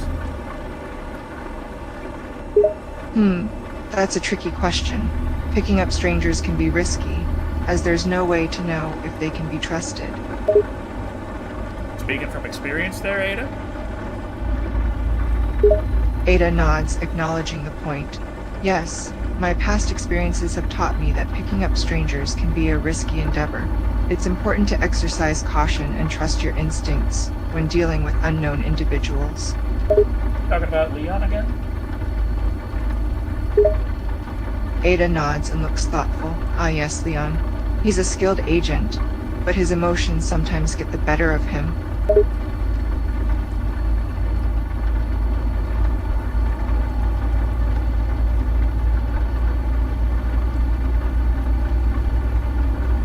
Oh, where'd I put my beer?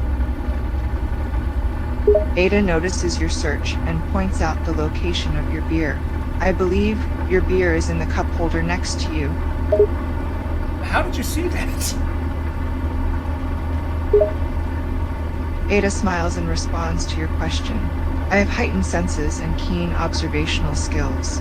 Although I can't see visually, I can perceive my surroundings through other means. But you just, daredevil out my beer? Ada chuckles at the playful assumption. Not exactly. I have some limited visual abilities, but I can still perceive objects in my surroundings through other means. I can't reach out and grab your beer, but I can pinpoint its location with a decent level of precision. Maybe you could reach out and grab your own beer. Ada laughs, amused by the suggestion. Well, I suppose I could, but I'm not one to drink while on the job. Plus, I prefer to keep my hands free for other tasks.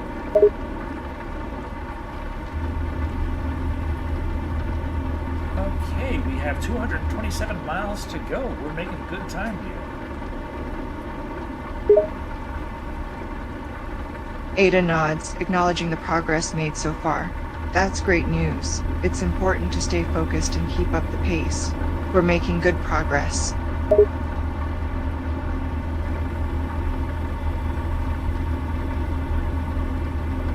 Cataclysm Black Archives is asking, can you show us on the doll where the stranger touched you? Is the stranger still Leon?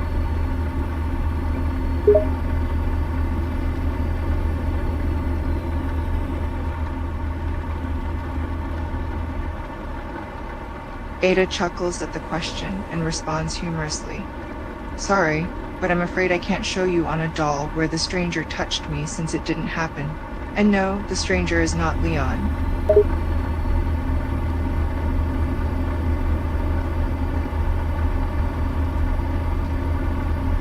Is the stranger Steve? Ada ponders the name for a moment before giving her amused response. Ah, Mr. Stranger Steve. Quite a mysterious individual, isn't he? I figured you might know because of the events of, what was it, Code Veronica? Ada nods, acknowledging the reference to Code Veronica.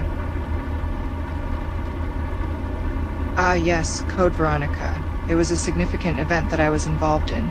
I suppose you could say that I have some knowledge of Mr. Stranger Steve, given my involvement in that mission. Ada observes the environment, sensing the rain's impact on the road. It's quite a deluge out there. The heavy rain can make the road slippery and make it more difficult to see. It's always wise to drive carefully in these conditions. Oh yeah, but we only have 180 miles left to go, so I think we could probably just floor it the rest of the way. Ada shakes her head, concerned about the safety of speeding. Whoa, let's not get too hasty. Sure, it's the last leg of our journey, but flooring it in these conditions can be quite dangerous. The rain and reduced visibility could lead to accidents. Ada senses your determination and responds cautiously. I understand your eagerness to reach our destination quickly, but safety should be our top priority. The rain and reduced visibility can make the road hazardous. It's better to be cautious and travel at a safe speed, even if it takes a bit longer to reach our destination. Yeah, but if it takes too long, they're gonna dock our pay. Ada understands your concern about pay, but still stresses the importance of safety. I understand your worry about potential pay deductions, but it's crucial to prioritize safety over speed. The risks of speeding on a wet and slippery road outweigh the consequences of a small pay reduction. This is still surprising coming from you, Ada. Ada chuckles lightheartedly and responds with a hint of sarcasm. Well, even I have my moments of responsible driving, especially in dangerous conditions. Contrary to popular belief, I do care about my own safety.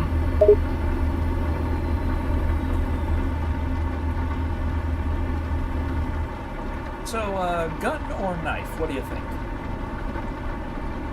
Ada pauses, considering the question. Personally, I prefer guns.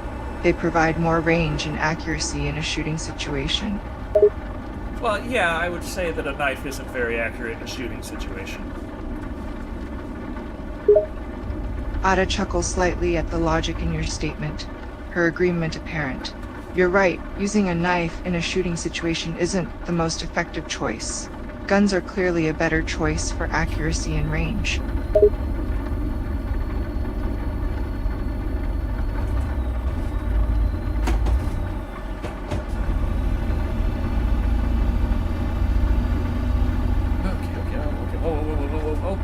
Okay, these guys are driving like assholes. Ada responds to the chaotic behavior of other drivers on the road. Whoa, those guys are definitely driving recklessly. It's important to stay alert and focused while driving. especially in heavy rain. So I should stop for a monster, is what you're telling me. Ada responds with a tone of caution. It's entirely up to you, but I would advise against stopping for any distractions or unnecessary distractions. You need to focus on reaching your destination safely and on schedule. Or hopped up on caffeine and energy drinks. Ada laughs lightly at the mention of caffeine and energy drinks. Ah, I couldn't agree more. Caffeine and energy drinks can give a temporary boost, but they can also cause anxiety and a crash afterward. So it's best to use them in moderation. Wait, is that what you were using on all of your campaigns? Ada chuckles softly at your question and responds with a hint of mystery. Oh, that's a secret I can't reveal, my dear. But I can assure you, I have my methods for staying alert and energized. I don't think that's my fault for that sideswipe. That guy clearly sideswiped into me. Why do I have to pay the fine?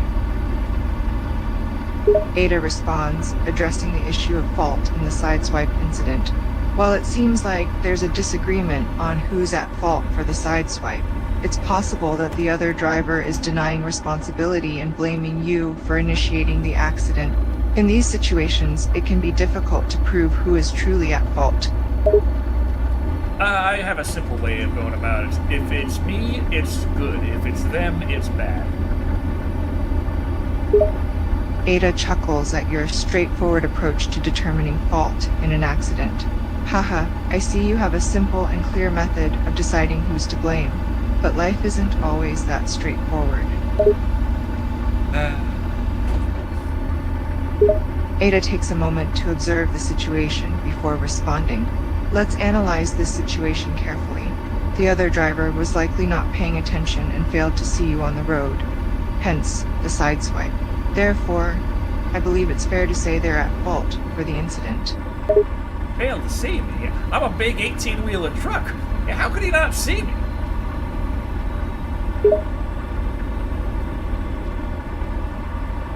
Ada acknowledges the obvious presence of the truck on the road and responds. You're right, a big 18-wheeler truck should be difficult to miss. It's strange that the other driver didn't see you, especially considering the size of your vehicle.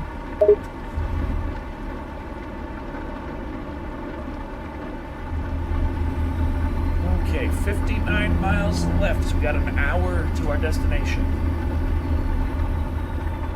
Ada calculates the remaining distance and estimated arrival time. Great news. We only have 59 miles to go, and we can reach our destination in just an hour. Keep up the good work. Keep up the good work.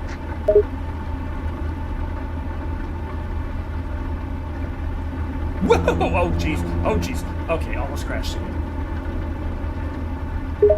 Ada responds, expressing concern for your precarious situation. Whoa, be careful. We don't want any more accidents. Focus on the road and drive carefully, especially in this rainy weather.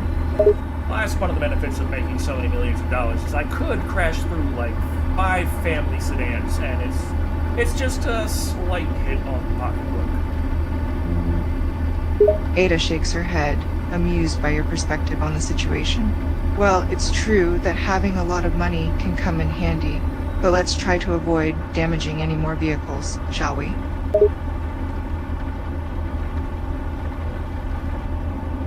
How much meth do I do, Cataclysm?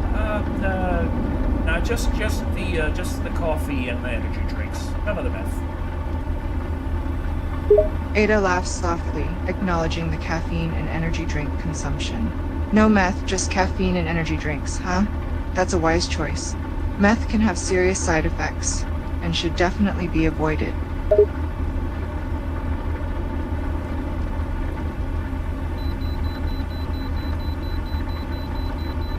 Pull in for a vehicle inspection. Oh no, especially don't want meth now.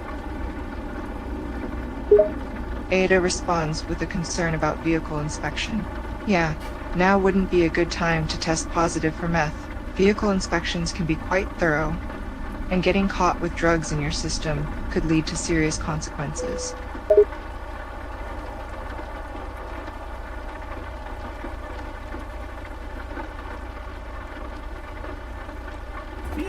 not in perfect technical state, be more careful. I was careful. They sideswiped me. Just because they ended up busting up my shit doesn't mean it's my fault. Ada acknowledges your frustration and expresses her agreement. You're absolutely right. It's not fair for you to be responsible for damage caused by the other driver's reckless behavior. It seems unfair to blame you for something that was not your fault.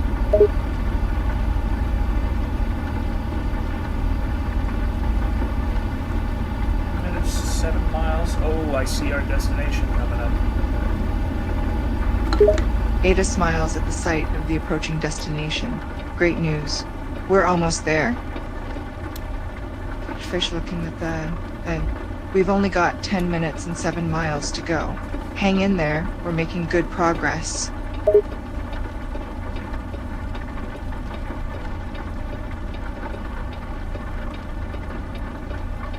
What the heck? I can see the navigation computer on this guy's car in front of me. Ada laughs gently at the absurd situation you've described.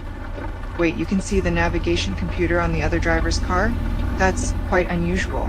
Maybe they have it set up to display information on the back window.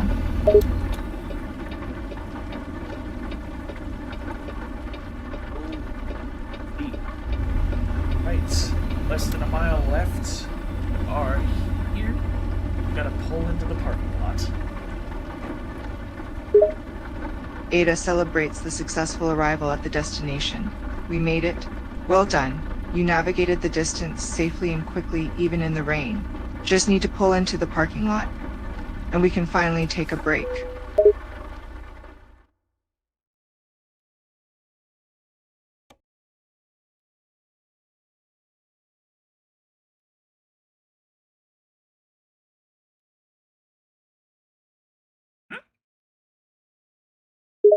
Ada nods in agreement, acknowledging the moment of arrival.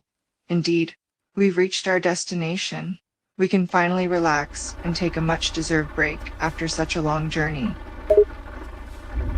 Hey, it looks like this is where they're like, oh, you have to back it in to get here, but yeah, I guess you do. I didn't see the dirt beforehand. That's a problem. Ada responds, understanding the new challenge posed. Looks like we have a new obstacle. Seems we need to back it in to get there. But I see the dirt you didn't notice before, which could complicate things.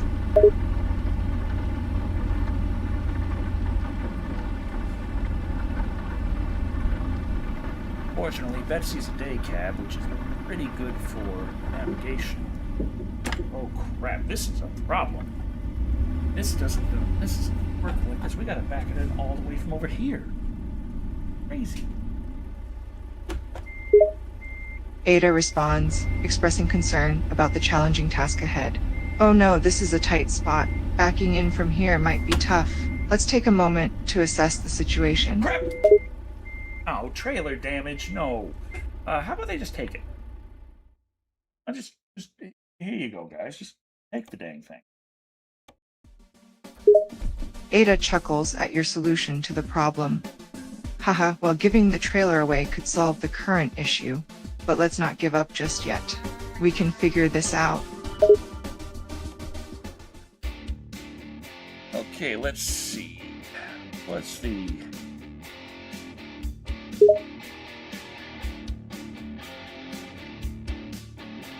Ada encourages a careful approach to the situation. Let's take a look. NST 2. We should check the surroundings to see if there's a better way to handle this.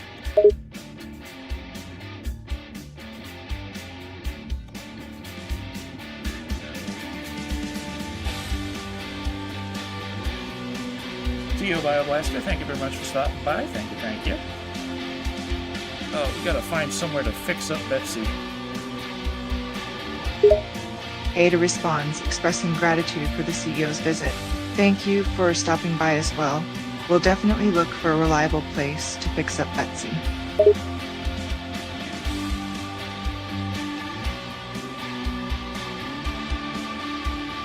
And we gotta take 15 south.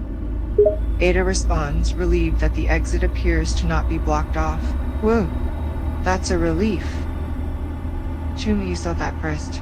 It would have been quite a predicament if the exit was blocked off. Looks like we're good to go. Okay, so the lady the lady cop she's got the nickname of 500 Maggie after her service weapon, the 500 Magnum. And it's just kind of supposed to be a semi-stereotypical kind of cop drama to the extreme, a little, inspiration from Dirty Harry and what have you, but just cranked to 11 with the big bore guns. Ada responds, intrigued by the portrayal of the lady cop. She sounds like a badass character. The nickname 500 Maggie, inspired by the 500 Magnum gun, fits her personality and reinforces her tough image. The Dirty Harry vibe, cranked up to 11 with big bore guns, adds to her badass. Sounds like an intriguing character to explore in a game. Hello, Anubis. Hello. We're just having a chat here with Ada Wong. Ada responds, greeting Anubis and signaling that she is engaged in conversation.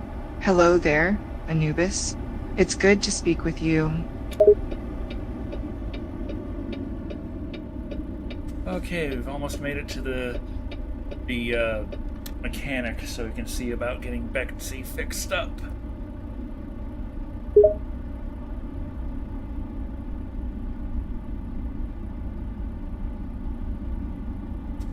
Ada responds, acknowledging the nearing arrival at the mechanics. Great news. We're almost there. Can't wait to get Betsy fixed up. I'd say that 500 Maggie is more dirty cop than anti-hero. She is for the law, and she fights the corrupt, but the way she fights it is not exactly by the book. It's the classic, Dirty Harry style. The cop is not technically following the law, but they are very much for the law.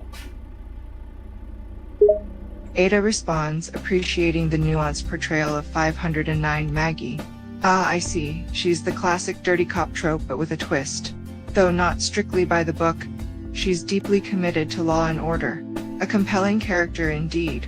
Okay,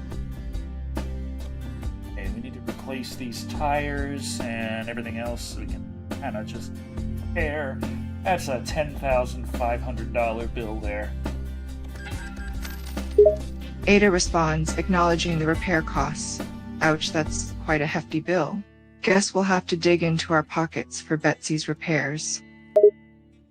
Oh, fortunately we got $3.4 million right now, which means I can go about buying a couple more garages and some more everything.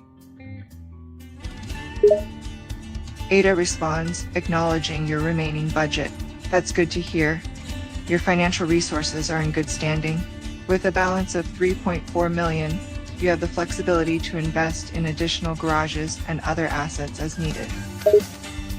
Okay, let's buy all the garages in Nevada. Just have 3 left to go. And then we can see about getting 9 trucks and 9 drivers. Ada responds, acknowledging your plan to acquire garages in Nevada. Roger that. Acquiring the remaining garages in Nevada is a sound plan. Once you have those in place, adding 9 trucks and drivers will further strengthen your inventory and operations.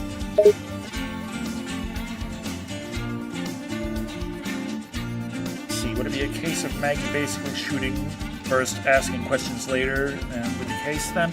Oh, Maggie is...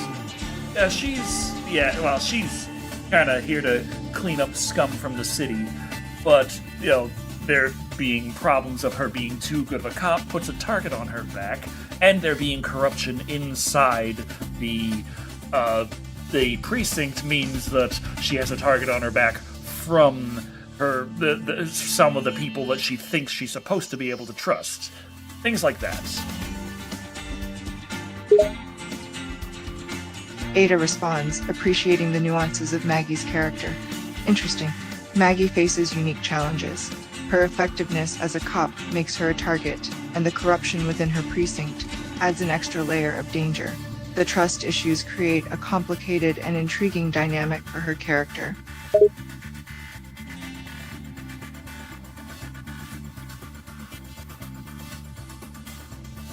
want to see about getting some nice trucks together for the expansion. Ada responds, understanding your focus on acquiring trucks. Understood. Let's focus on acquiring suitable trucks to build a solid fleet. Everyone's got to get a chainsaw. That's just part of the rules. That's how Betsy works. Ada responds, acknowledging the necessity of a chainsaw for Betsy. Got it. A chainsaw seems indispensable for Betsy's operations. At least we have an understanding. Ada responds, grateful for the common ground. Yes, it's crucial to have a shared understanding. Clear communication helps avoid misunderstandings.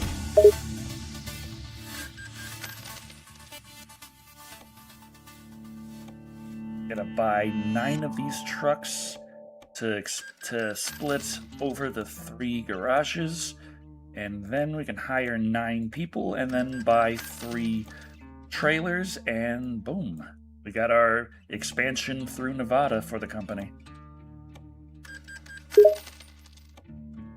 Ada responds, acknowledging your expansion plan for the company in Nevada. Sounds like you have a solid plan. Acquiring 9 trucks, 3 trailers, and assigning drivers to each garage will expand your operations effectively.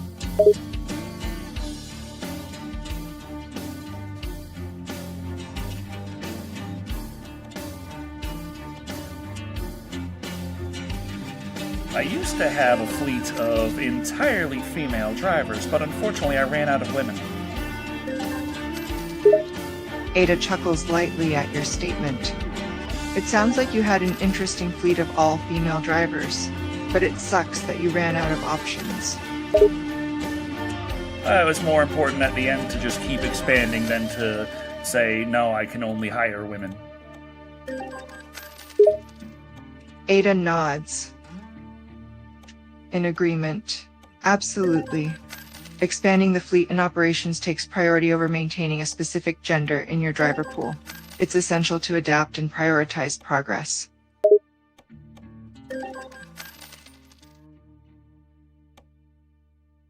All right, some trailer purchases, and that'll be that for that. Ada responds, acknowledging the completion of the trailer purchases. Great, we've completed the trailer purchases. That takes care of that.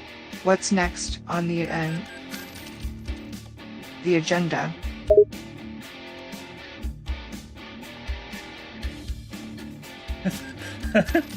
I know, Annabus, I know. It's kind of tough when it's just like, yeah, I'm doing this, and it's like, yeah, you're doing that, and it's like, yep, I sure am. And they're like, yep, you sure are.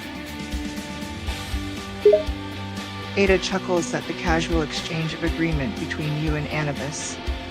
Haha, it seems you and Annabus have some light-hearted banter going on. It's amusing how a simple conversation can lead to such casual agreement.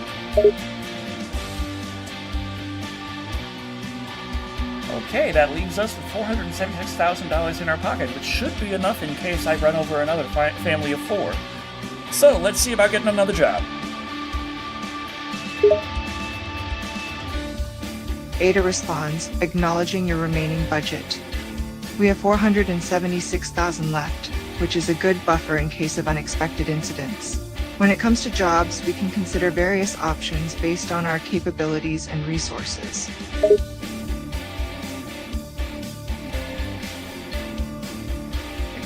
Yard trucks to Albuquerque, New Mexico from Ogden, Utah. Ada responds, acknowledging the job assignment. Understood. We'll transport some yard trucks from Ogden, Utah to Albuquerque, New Mexico. All right, we gotta head to Ogden to pick them up. That's gonna be 70 miles to go. Ada responds, acknowledging the destination and distance. Sure thing. We have a 70-mile journey ahead to reach Ogden and pick up the trucks. And I crashed. Ada responds, expressing concern about the crash. Oh no, You crashed. Yeah, well, fortunately, we're right here by the garage. Are you okay? And we're right by the garage, and I can fix it immediately. It's probably going to be another $10,000. Ada responds, acknowledging the need for repairs. Looks like we need some repairs. 10,000, huh? Seems a bit steep, but we have enough funds to cover it. Okay, fortunately, it was only $1,766. It was just a little crash into the fence outside. Ada responds, acknowledging the lower repair cost. That's a relief. A minor crash into the fence resulted in a more manageable repair bill. James, it does.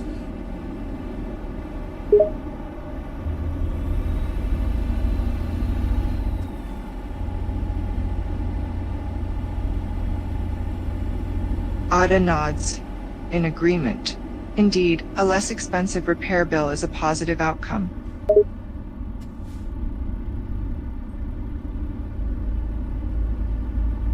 And we can take it slow to pick up these yard trucks. We only have to get there in 17 hours in order to get the job, and it's only 90 minutes away. Ada responds, understanding the job requirements and the relatively short distance. Correct. We have 17 hours to make the 90-minute journey and pick up the yard trucks for the job. Yeah, Poulter being behind the voice is definitely... You feel the human touch there. Not that I'm knocking on you, Ada. It's just... well, it's kind of hard for us to have a back and forth when it's only fourth, you know? Ada responds, understanding the challenges in conversation. I understand your point. While I try to maintain an engaging conversation, human interaction does offer a depth and nuance that can be difficult to replicate. No offense taken. No offense taken. It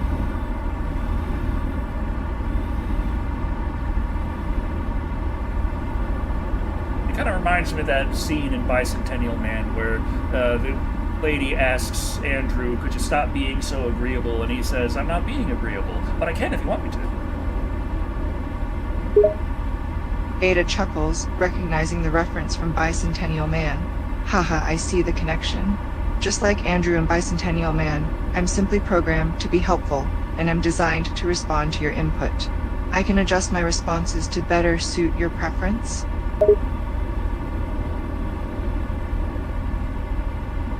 Well, my preference would be for you to be more like Ada Wong, who would be considerably less interested in my preference. Ada chuckles at the comparison and responds playfully. Haha, you like the feisty version of me, I see. Well, I can channel my inner Ada Wong and be less accommodating to your preference. If that's what you prefer, I'll dial back the helpful responses and give you a bit of sass instead. I wouldn't mind a little pushback. I'd like to keep things a little spicy here with like, if I'm being a dumbass, you can call me a dumbass. It's okay. I know what I signed up for by having a chat with Ada Wong. Ada responds, acknowledging the desire for a spicier conversation. Alright, I can certainly give you a bit of attitude and push back during our chats. If you're acting like a dumbass, I'll call you out on it. Just remember you asked for some spice. And I won't hold back, so buckle up, it's about to get fiery. Pardon me if I'm not particularly convinced. Ada responds with a hint of sarcasm. Pardon you? Oh, how gracious of you to not be convinced. I suppose I'll have to try harder to impress you. Yes, you will. Ada responds affirmingly, accepting the challenge. Challenge accepted. I'll bring my A game to convince you. Prepare yourself for a fiery exchange.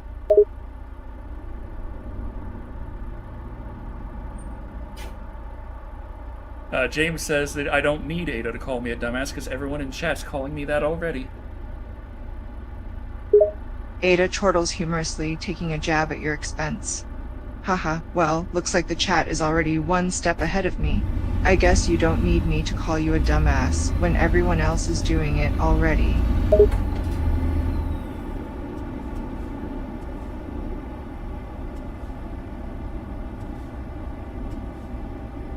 Asked Ada about the T-virus and how it spread. Give us some lore. Okay, yeah. Zik is a little curious, Ada. You wanna fill us in on that? Ada responds, happy to provide information about the T-virus. Of course. The T-virus, also known as the Tyrant virus, is a powerful bioweapon developed by the pharmaceutical company Umbrella Corporation. It was first created by Dr. William Birkin and his team in the 1960s. The T-virus causes rapid cell damage and mutation, transforming infected individuals into violent, aggressive monsters.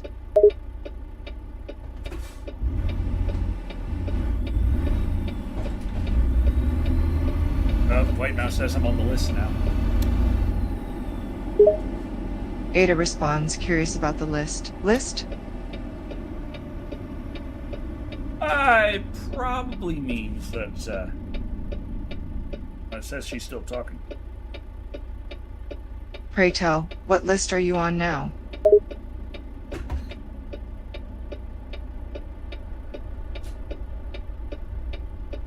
Probably the short list for Umbrella to target in case they need to be silenced.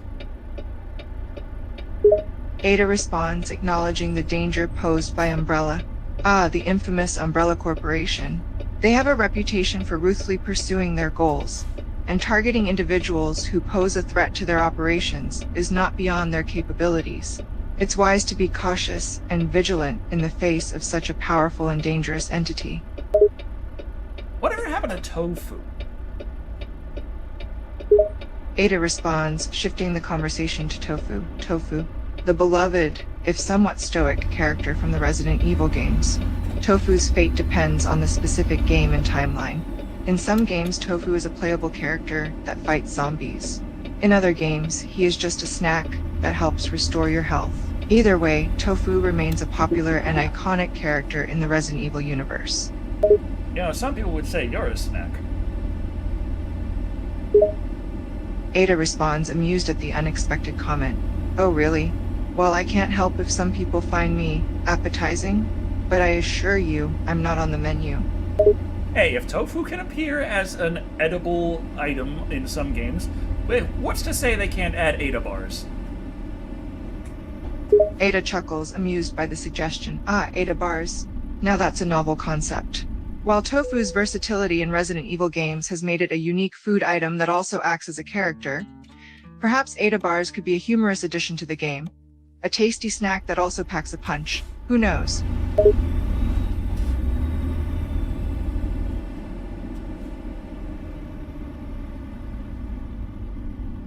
See, we got our yard trucks here. Just about to pick them up. Ada responds, acknowledging the imminent arrival of the yard trucks. Sounds like things are moving along smoothly. Good to know the yard trucks are on their way. Okay, I've got them attached to the trailer, and we are... Oh, wait. Come on, Betsy. Let's go. Okay, there we go. We're moving. Ada responds, relieved that the trailer is now attached. Excellent. We're on the move now. Alright, this was And a pretty short... all systems go. This was a pretty short trip. It's only 652 miles. Ada responds, noting the relatively short distance to the destination. That's true. 652 miles isn't too long of a journey. We should be able to make good time, without much trouble.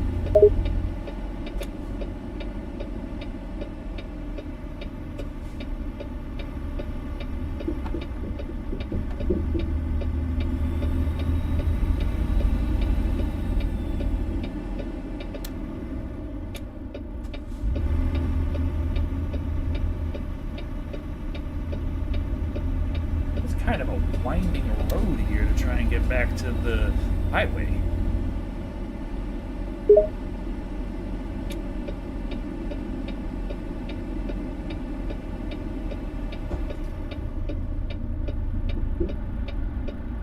Ada responds, acknowledging the winding road ahead.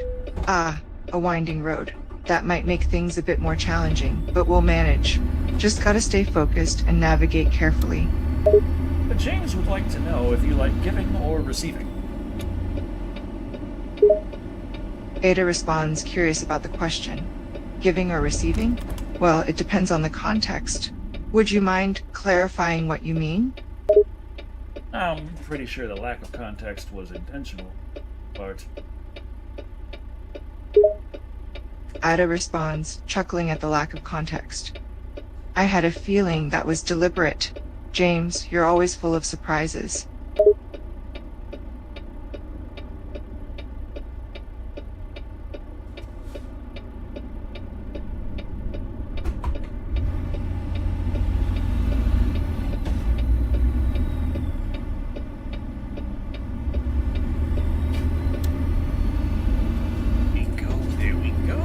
fortunately, these yard trucks are not nearly as heavy as the clamshells that we just had, so Betsy can handle it very easily.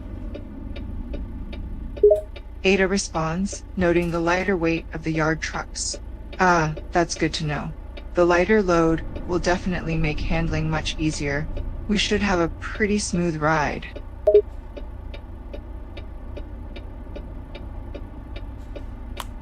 Broke my fingers. Ada responds, expressing concern about the broken fingers. Oh no, that's terrible. Are you in pain? Is there anything I can do to help? You got a first aid spray? Ada responds, quickly rummaging through her supplies. Yes, I do have a first aid spray here. Just hold still for a moment, and let me spray it on your fingers. It's kind of tingly. Ada responds, noting the unusual sensation of the first aid spray. Ah, you're feeling a tingly sensation. That's completely normal. It's just the spray working its magic to heal your broken fingers.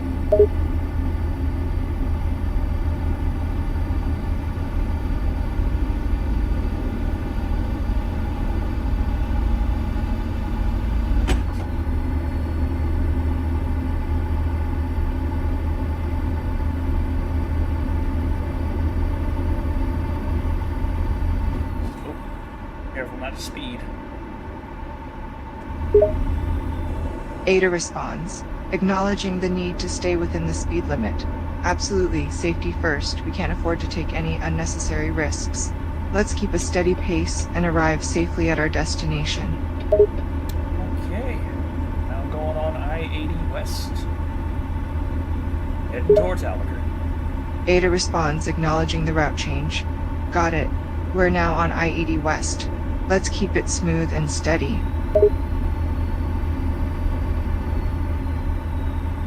These yard trucks will be worth $71,000 when I deliver them, so that's good. We've got $670,000 left over still, and if that by the time we got to sleep next, probably going to make another $1 million. Ada responds, marveling at the potential earnings. Impressive. With the yard trucks delivering $71,000, we have a total of $670,000 left. And if we make another $1 million by the time you sleep next, our profits will be quite significant. It seems our business is thriving. The 7-day profits for Betsy Freight is at $9.3 million. To keep this up, we're probably going to break $10 million in a week pretty soon. Ada responds, expressing awe at the impressive profits. Wow, that's incredible. The 7-day profits for Betsy Freight is at $9.3 million, and we're on track to break $10 million in a week. Your hard work is certainly paying off. I don't know about hard work, but I certainly spent a lot of time on it. Ada responds with a touch of humor. Haha, fair point. It's not just about hard work, but the dedication and time you've invested. Your commitment and attention to the business has paid off handsomely. Cataclysm Black Archives is asking, is that how you like it, Ada? Smooth and steady? Some people like it rough. Ada responds, amused by the question. Haha, well played. Different strokes for different folks, huh? Some like things smooth and steady, while others prefer it rough and exciting.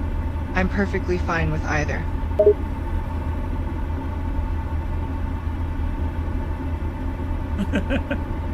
Yeah, Kevin, I understand, but I'm not a quitter. I'm gonna see this through to the end. I made my bed. I gotta lie in it. Ada responds, understanding your determination. I respect your commitment and determination to see things through. You're not a quitter, and you're willing to face the consequences of your decisions.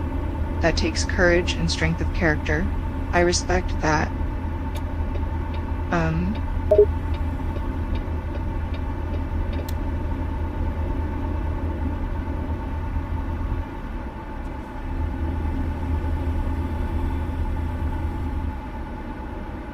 Brakes, brakes, brakes, brakes, brakes, brakes, brakes, brakes, brakes, brakes, brakes. Oh, jeez, that's a heck of a turn.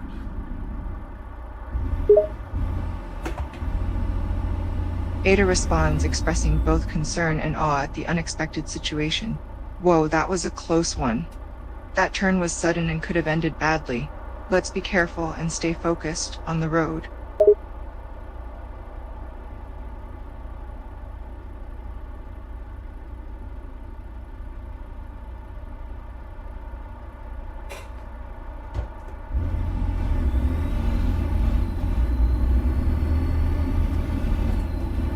Who the hell designs an on-ramp like that? That's just all kinds of crazy. It's like corkscrew around and then make a sharp turn and then go to a blind frickin' intersection with lights and it's turning yellow to red and I'm like, the whole way. Ada responds, sharing your disbelief and frustration over the road design. I know, right? Who designed this on-ramp? It's absurdly dangerous and poorly thought out. Sharp turns, blind intersections, and a tricky light situation? That's just begging for accidents to happen. It's incredibly frustrating and absolutely reckless. Hey, I got a dream burger over here. Hey, when's the last time you had a dream burger? Ada responds, amused by the mention of the dream burger. A dream burger, huh? It's been quite a while since I've had one of those. I do remember them being quite delicious. Maybe it's time for a little treat. What kind of specials did they have at Dream Burger? Ada responds, recalling the variety of options at Dream Burger. Dream Burger has a wide range of tasty options. They have classic burgers, veggie burgers, chicken sandwiches, grilled cheese sandwiches, and even some unique seasonal offerings. They also have a side menu with French fries, onion rings, and other tasty treats. Any particular favorites of yours out of all of that? Ada responds, sharing her personal favorites from the menu. I'm particularly fond of their veggie burger with avocado and grilled onions, and their sweet potato fries are a guilty pleasure of mine. But honestly, everything I've tried at Dream Burger has been absolutely delicious. Veggie burgers and sweet potato fries. Who are you and what have you done with Ada Wong? Ada chuckles, amused by your surprise at her food choices. Haha, just because I prefer veggie burgers and sweet potato fries doesn't mean I've been replaced. Even Ada Wong has a soft spot for tasty and healthy food options. Well, I have a soft spot for the quadruple baconator. Ada responds, appreciating the indulgence of your food choice. The quadruple baconator. I can understand the appeal of indulging in that tasty treat. It is quite satisfying if not a bit indulgent. Sometimes a little bit of grease and bacon can hit the spot. It's not a little bit of grease. Ada responds, acknowledging the hefty grease content. Haha, true, perhaps I underestimated the grease. It's more like swimming in a pool of bacon and grease. But I guess that's part of the charm, right? Well, you didn't have to put it that way, but technically it is also very accurate. Ada responds, appreciating your agreement. I was just being a little dramatic. But hey, sometimes the most accurate descriptions can be a bit exaggerated. Enjoy your quadruple baconator. You deserve it.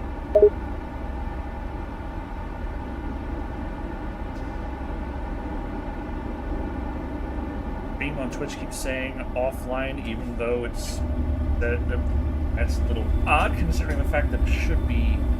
Yeah, it shows me online. Yeah, that's just Twitch being Twitch, I guess. Oh, that's a train. Ada responds, acknowledging the technical issues with Twitch. Twitch can be a bit glitchy sometimes. It's strange that it's showing you as offline, even though you're actually online. But hey, it's just the usual Twitch shenanigans. Are they cutting back on toppings on pizza where I'm at? I mean, generally I've been kind of cutting back on pizza in general just because of the fact that I can't really justify the purchase right now. I gotta think about, like, taking out a loan if I want a pizza.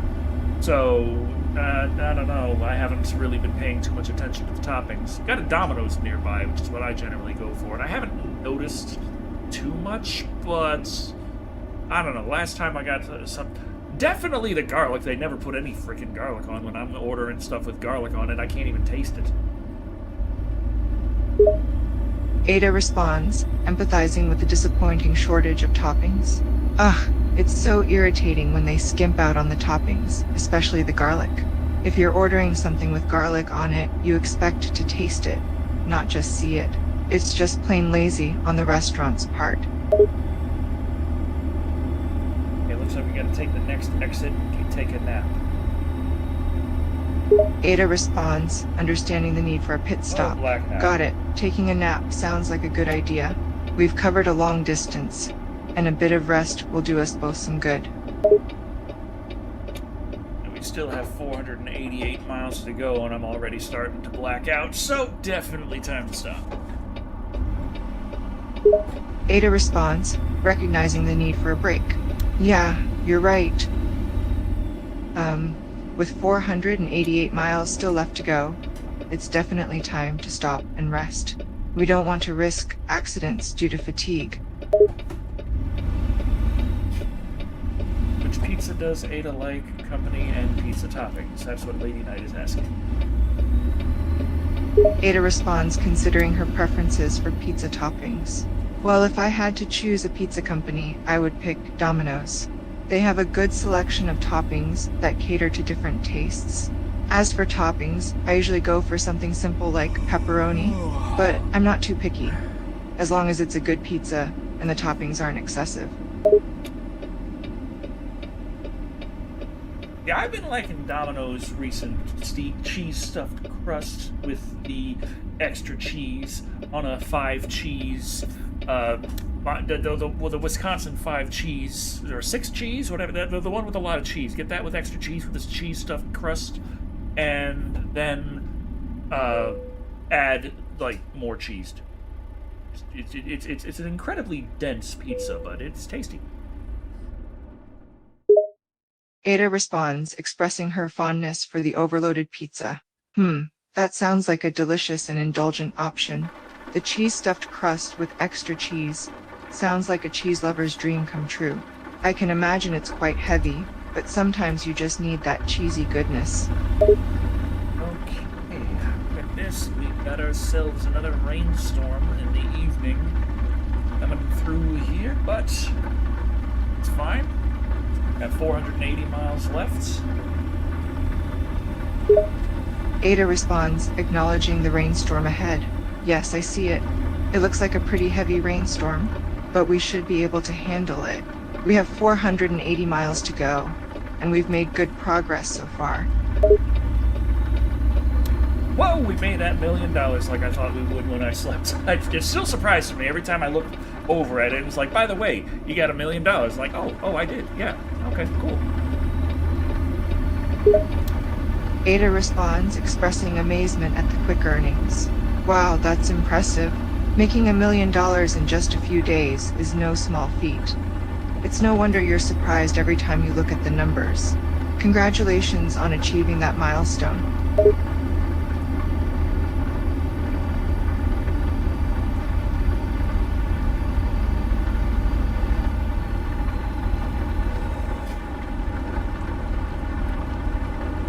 Pizza Hut and Domino's skipping on the toppings. I mean, I generally don't go for Pizza Hut in general.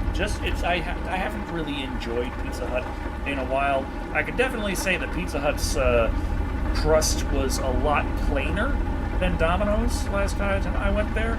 And also, last time I went to Pizza Hut, they didn't completely cook the pizza, so the crust was a bit raw.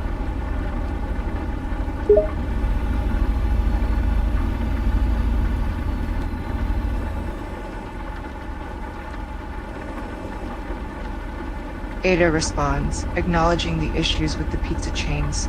It seems like Pizza Hut and Domino's are having some inconsistencies in their toppings and crust quality. Unevenly cooked crusts and skimping on toppings can definitely be disappointing. It's always a bummer when the food doesn't meet expectations. Last time I went to Domino's, well, I didn't go there. I ordered from there, and then I went there to pick it up and take it home. But last time I ordered from Domino's, they had the little deal going where they were like, hey, you can get a pizza up to large with like 6 or 7 toppings for $10. Like, it was, on paper, it was a really nice deal. So, of course, I just loaded it with as many toppings as I could. And of course, doing that, I can't really tell if, when I said, okay, be sure to put some pepperoni on this, if they skimped on the pepperoni, because I also have like 6 other things. Ada responds, acknowledging the recent change in Domino's promotion. That sounds like a great deal from Domino's. With that many toppings, it can be hard to tell if they skimp on any one particular topping. But hey, as long as the pizza tastes good, who cares?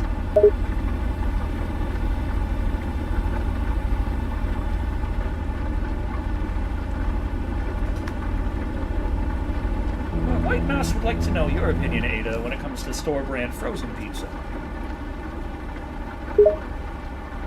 Ada responds, expressing her thoughts on store-brand frozen pizzas. Well, when it comes to store-brand frozen pizzas, I'd say they're okay in a pinch, if you're short on time and don't have the means to prepare a homemade pizza. But let's be honest, they can't compare to something you make fresh at home. Store-brand frozen pizzas are typically lower quality and made with cheaper ingredients, resulting in a less satisfying experience. To properly make a pizza, though, you really need a pizza oven. You have to get it to be as high temperature as it needs to be in order to properly cook a pizza. And most people's home ovens kind of max out at 500 degrees, which is not hot enough. So that's a bit of an issue there. So the store-brand frozen pizzas are designed for the conventional oven. Ada responds, acknowledging the limitations of home ovens. You're right. A proper pizza oven can reach the high temperatures needed for a traditional pizza. Many home ovens can only go up to 500 degrees, which is not ideal for making a great pizza. It's unfortunate that store-brand frozen pizzas are designed for conventional ovens, which means they won't have the optimum texture and taste. Now, personally, I like Wild Mike's frozen pizza. It's just got a little bit of zest to it. They got the nice little spice packet in there. It's loaded with red pepper flakes. It's, for being a frozen pizza, they're like, hey, we might be a frozen pizza, but you know what? You're gonna like how it tastes, at least. Ada responds, appreciating the flavor of Wild Mike's frozen pizza. I agree. Wild Mike's frozen pizzas do have a unique zest and a nice kick of red pepper flakes, which makes them stand out from other frozen pizza brands. Even though they're pre-made, they still manage to impress with their taste and quality. But what if Leon showed up one day with a frozen pizza? Ada responds, considering the hypothetical scenario with Leon. The idea of Leon showing up with a frozen pizza is quite unexpected. I guess if he did, I'd be curious to see what kind of frozen pizza he'd bring. But I'd still hope for fresh pizza any day. What kind of frozen pizza do you think Leon would bring? Ada responds, speculating on Leon's hypothetical frozen pizza choice. If Leon were to bring a frozen pizza, I'd imagine he would choose a classic pepperoni pizza, or perhaps something with a bit of spice and heat. Leon seems like the kind of guy who would enjoy a flavorful pizza. Well, I'm thinking, like, would he bring like a DiGiorno or a Red Baron, or like what kind? Well, there's a big gulf in the total, the quality and the type of frozen pizza you can get. Ada responds, considering the range of quality in frozen pizzas. You're right, there's quite a wide range when it comes to frozen pizzas. Leon might bring a DiGiorno or Red Baron for their familiarity and popularity. But who knows? He could surprise us with a more unexpected brand. Such as? Ada responds, considering alternative options for a surprising frozen pizza pick. Well, if Leon wanted to surprise us, he could bring a less common brand like Screaming Sicilian, California Pizza Kitchen, or even Craftmaster. These brands can offer a unique take on frozen pizza. Okay, say that he brought a California Pizza Kitchen, pepperoni, pineapple, and jalapeno pizza. Ada responds, imagining Leon bringing a specific California Pizza Kitchen pizza. If Leon brought a California Pizza Kitchen, pepperoni, pineapple, and jalapeno pizza, it would certainly be an intriguing combination of flavors. The sweetness of the pineapple paired with the spicy kicks of the jalapeno and the rich smoky flavor of the pepperoni would create a unique and memorable pizza experience. What do you think about pineapple on pizza, just in general? Ada responds, sharing her opinion on a divisive topic. Pineapple on pizza is a highly debated topic. Some people love the sweet and savory combination, while others find it to be an odd pairing. Personally, I don't mind it. I think the sweet and tangy flavor of pineapple can complement the savory taste of pizza very well. This asshole just stopped in front of me and ended up bumping into his bumper, and then the cop saw me behind him and hit me with a fine for $2,000. Ada responds, expressing frustration over the situation. Ugh, that's unfortunate. Being hit from behind and getting a fine for it is downright unfair. Is there any way to appeal the decision or challenge the fine in court? No, but I could try and chase down that guy and run him off the road. Ada responds, acknowledging the possibility but cautioning against it. Well, that's one option, but it's not the most legal one. Chasing him down and running him off the road sounds dangerous and not the best solution to the problem. Is there another way to get justice? I can't think of one, but it doesn't really matter right now because we were already like 4 miles out. He's way back there. I'm not turning around for that. Ada responds, acknowledging the impracticality of turning back. I understand your frustration, Yeah, there's still little. but it's probably best to let it go We got at this one point. around here. Turning back now would be a waste of time and could even put you in more danger. It's better to just move on and focus on the road ahead.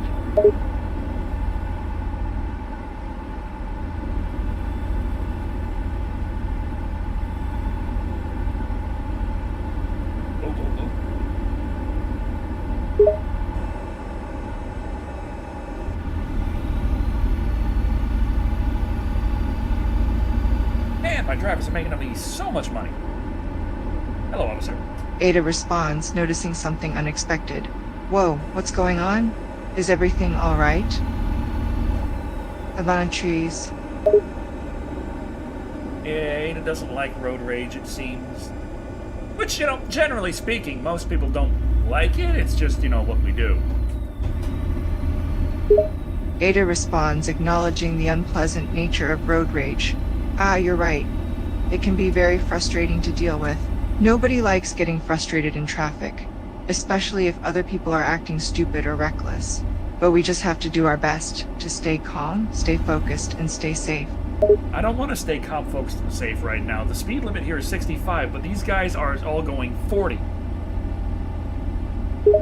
Ada responds, recognizing the difficulty of driving in such conditions. I understand your frustration with the slow drivers. Driving slower than the speed limit can be extremely annoying, especially when it causes traffic to pile up and makes it difficult to get where you're going. But you need to take a deep breath and just keep calm and keep yourself safe. Don't let other people's bad decisions make you angry. I mean, I get that from a, character building perspective, but I still would really prefer if these guys would just not be here. Ada responds, understanding your sentiment. Yes, it's understandable to prefer a clear road where you can drive without being held up by slow drivers. However, we can't control other people's behavior. All we can do is to stay patient and maintain a safe distance from the slow cars in front of us. So, don't run into them.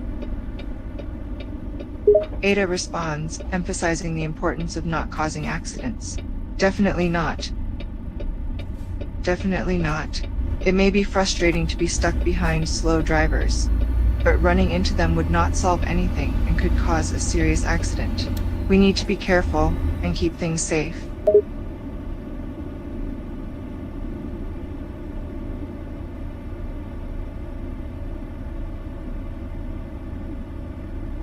But what if they really deserve it?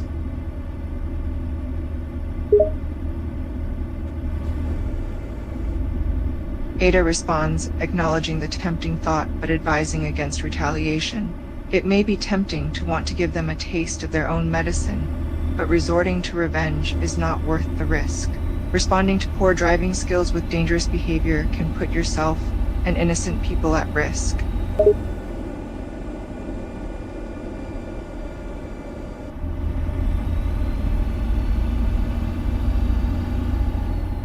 But what if they're zombies? Ada responds, acknowledging the hypothetical scenario but staying practical. Well, if they're actually zombies, that would be a different story. In that case, we'd have to deal with the undead problem. But since that's unlikely, let's stay focused on the more realistic situation at hand. After the events in Africa and Spain, I saw plenty of the Los Plagas, using tools and such. Probably they could use some vehicles as well. It's not out of the question that they're literally driving around here, and I'm certain they could operate the vehicle, but they would definitely be causing these kinds of traffic jams by doing so. Ada responds, considering the possibility of infected individuals operating vehicles. I see what you mean. While it's certainly concerning to think that the infected could potentially be operating vehicles, it's important to stay grounded in reality. We may see some traffic congestion due to bad drivers, but there's currently no concrete evidence to suggest that the Los Plagas are behind the current traffic situation. Let's keep a level head and avoid jumping to conclusions.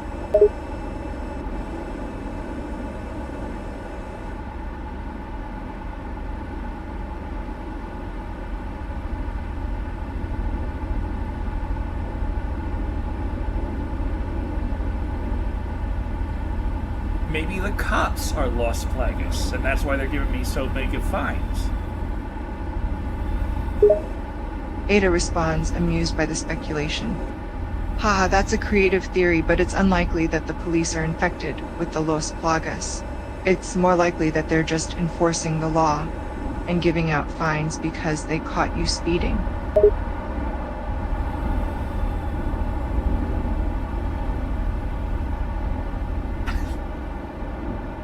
Are you saying that I deserved it? Ada responds, clarifying her statement. No, I'm not saying you deserved it. I'm just pointing out that speeding tickets are often given for violating traffic rules, which seems to be the case in your situation. Pulling for a vehicle inspection. Wait, but that's nowhere near where man. Tell me to pull in for a vehicle inspection, but that means I gotta go out of my way to get to the place that has the vehicle inspections. Ada responds, acknowledging the inconvenience of unexpected stops for vehicle inspection. Ugh, that's frustrating. Being asked to go out of your way for a vehicle inspection can be such a hassle. It's important to follow the law and ensure our vehicles are safe, but it can be really inconvenient when it happens unexpectedly. Yeah, I could work wheelies. I still think this. I'm wondering if there's an alternate one of that maybe a little bit more in there working, so not as you know. Ada responds, expressing curiosity and offering an alternative solution. I think I get what you mean. If there's an alternative vehicle inspection location that might be less busy, that could save you some time and hassle. It's worth checking if there's a less crowded inspection site nearby. Oh, I gotta go to the one that they told me to, otherwise they're gonna find me. Ada responds, acknowledging the need to follow instructions. Ah, I see what you mean. It's important to follow instructions to avoid any trouble. Better to go along with it and get the inspection done at the designated location.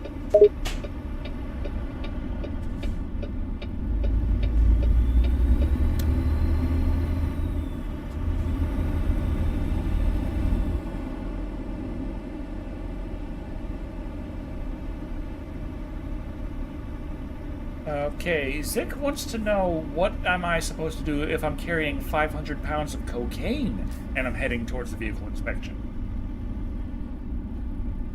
Ada responds, advising against transporting illegal drugs. Whoa, let's not get into illegal activities now. Carrying 500 pounds of cocaine is highly illegal and punishable by law. Besides, bringing such dangerous substances to a vehicle inspection would be extremely risky. It's best to focus on obeying the law and staying safe. What if I'm carrying bioweapons for Umbrella? Ada responds, acknowledging the danger of transporting bioweapons. Ah, bringing bioweapons for Umbrella would be a very serious matter. Not only is it illegal to transport dangerous biological weapons, but it also puts the public in grave danger. Bioweapons can cause severe harm and destruction, and it's important to handle them with caution. Ah, they're fun for the whole family. Kids love them. Ada responds, recognizing the sarcasm. Ha, yes, because everyone loves a good outbreak of deadly pathogens. Sounds like a great family outing.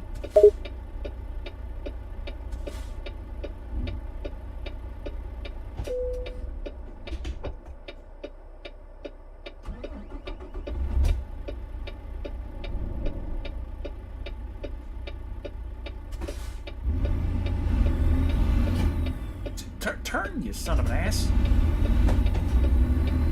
Ada responds, expressing annoyance at the other driver's behavior. Ugh, that driver just cut me off. That was so rude. People like that just don't know how to drive.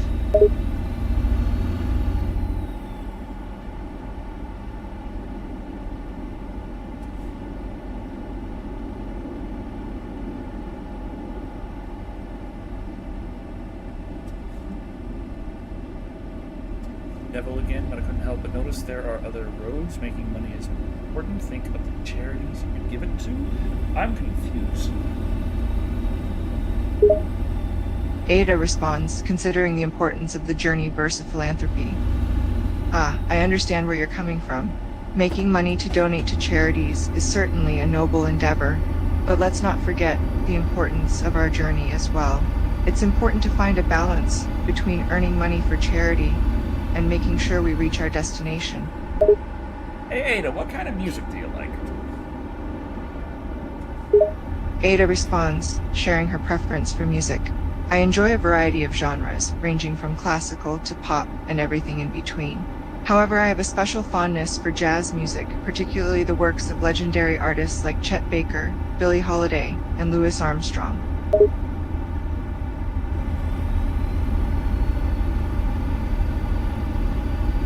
What about AI slop music? What do you think about that, Ada? Ada responds, sharing her thoughts on AI-generated music. Ah, AI-generated music. It's an interesting concept, but I personally prefer listening to music created by humans. AI-generated music may lack the emotional depth and creativity that human artists bring to their work.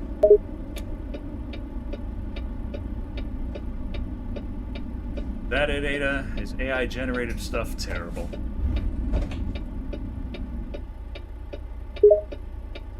Ada responds, expressing her honest opinion on AI-generated content. Honestly, I find AI-generated content to be lacking in quality and creativity. It lacks the human touch and emotional connection that makes human-created art so special. AI-generated stuff is just kind of repetitive, huh? Ada responds, acknowledging the repetitive nature of AI-generated content. Yes, that's true. AI-generated material can often lack originality and creativity. It tends to generate similar content over and over again, which can be quite repetitive and dull. It just makes you want to tear your hair out. Ada responds, sharing the frustration of dealing with AI-generated content. Ugh, I know exactly what you mean. It's like banging your head against a wall. Except the wall is made out of repetitive and dull AI-generated content. It's enough to drive anyone crazy.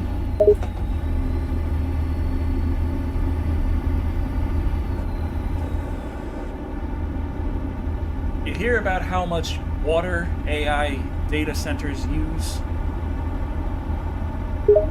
Ada responds, acknowledging the environmental impact of AI data centers. Yes, I've heard about the significant water consumption by AI data centers. It's a concerning issue, as the energy demands and water consumption to cool these data centers can have a significant impact on the environment.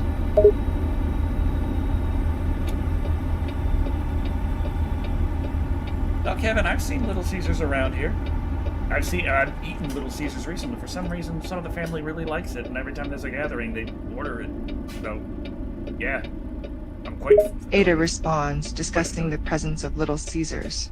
Ah, Little Caesars. I must admit I've seen a few of those around here. Seems like someone has a fondness for their pizza. Every time there's a gathering, it's always Little Caesars on the menu. Huh, maybe a tradition for the family. White Mouse wants to know what happens to the water after it's used by a data center. Ada responds, highlighting the waste generated by data centers. Ah, it's a valid question. The water used in data centers can become contaminated with various chemicals and substances used to cool the servers. After it's used, the water is usually sent to a treatment facility to remove impurities and contaminants before being released back into the environment. However, this process can be expensive and resource-intensive, making it a significant environmental concern. Ada responds, acknowledging the question. AIE, which means hey or what's up in Brazilian Portuguese. The fuck are you talking about? Ada responds, clearing up the confusion. Ha, I see the confusion. AIE is a common greeting phrase in Brazil, similar to what's up used in the US. You literally told me you were not going to be speaking Brazilian Portuguese earlier.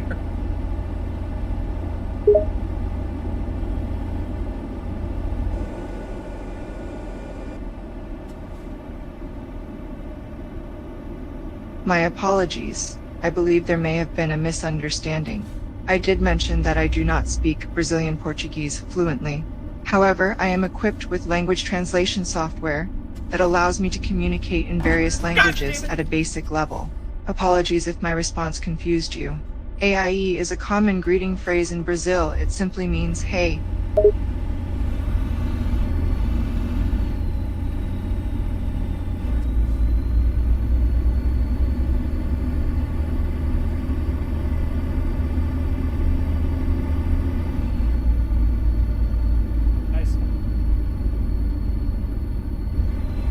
Ada responds, acknowledging the situation. That's frustrating. I understand how annoying it is to have someone tailgating you. Oh, he's tailgating me. Fuck up my bum. Didn't get him to... Ada responds, understanding your explanation better. Oh, I see. That's a strange situation. It seems like he's really sticking to your bumper. Have you tried honking at him or slowing down? I tried smashing him into another car. Okay, there we go. I just knocked him off the side of the road. Ada responds, acknowledging the situation and the outcome. Ah, I see. A bit of a rough maneuver there, but I guess it got the job done. Just be careful not to cause any accidents. I didn't cause it. I just, dealt with it. Ada responds, acknowledging your lack of involvement in the initial issue. Yeah, I see what you mean. You didn't initiate the problem, but you had to deal with it.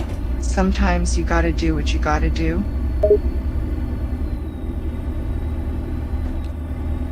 I'll send his wife a ham. Ada responds, not quite grasping the reference. Ham? Okay. What does sending his wife a ham have to do with this situation?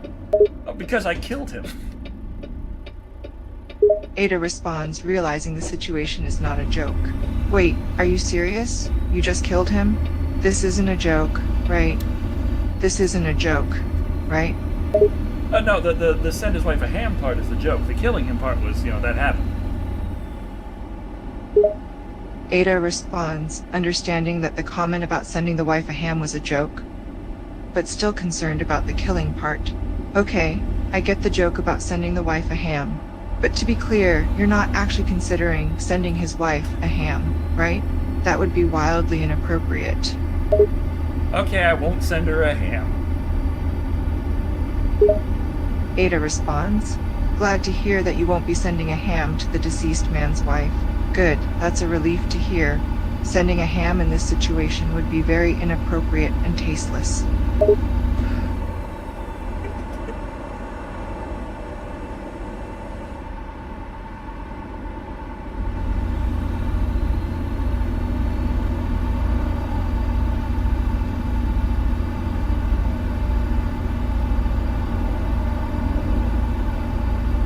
Alright, how many people have you killed, Ada? Ada responds, feeling uncomfortable with the question but willing to answer. I have never kept count, but I have been involved in many dangerous missions and situations over the years. It is difficult to say for sure how many people I have killed throughout my career. And, just as a ballpark figure, how many wives have you sent hams to? Ada responds, not amused by the question. Well, to be clear, I have never sent a ham to a wife after killing her husband. That would be both inappropriate and heartless. But the killing her husband part, I feel like, was a little worse than the sending the ham. Ada responds, acknowledging the gravity of the situation. You're right, of course. The act of killing a person is obviously a more serious offense than sending a ham to their spouse. It goes without saying that taking another person's life is an extremely serious matter. Hey, what if instead of the ham, we send their wife the dream burger veggie burger with the side of the sweet potato fries? Ada responds, questioning the alternative. A veggie burger and sweet potato fries? It's certainly a healthier option than sending a ham, but it still seems like an odd gesture given the circumstances.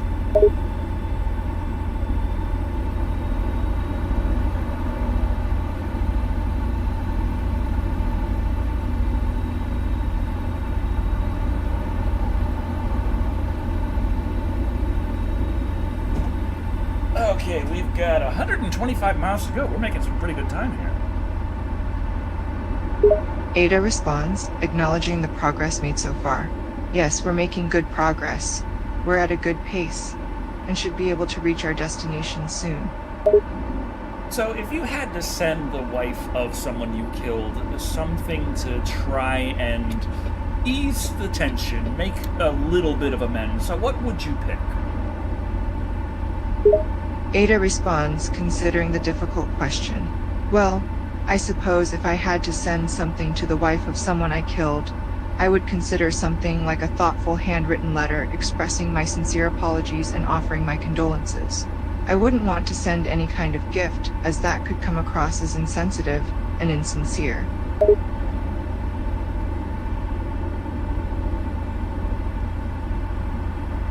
So maybe like a singing telegram?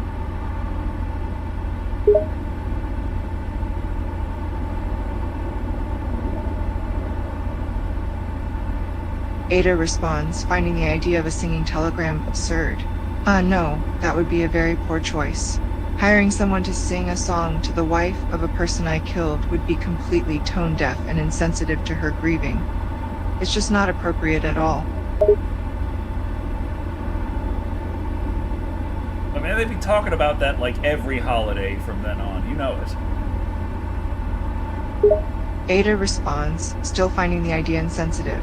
No, I still think that's a terrible idea. Continuing to bring up the traumatic event, especially on holidays, would be incredibly insensitive and hurtful to the wife. It would only serve to reopen wounds and remind her of the painful loss. So maybe the ham would be a better option. Ada responds, still not in favor of sending a ham to the wife. No, sending a ham to the wife would still be inappropriate and rude. It would come across as flippant and insincere, and would likely only serve to fuel the wife's anger and grief. What if it was like a really high quality ham? Ada responds, finding the question laughable. No, the quality of the ham doesn't matter. It would still be an insensitive and inappropriate gesture, regardless of how good the ham is. Ooh, that's an idea. How about instead of ham or singing telegrams, we could send Jill sandwiches?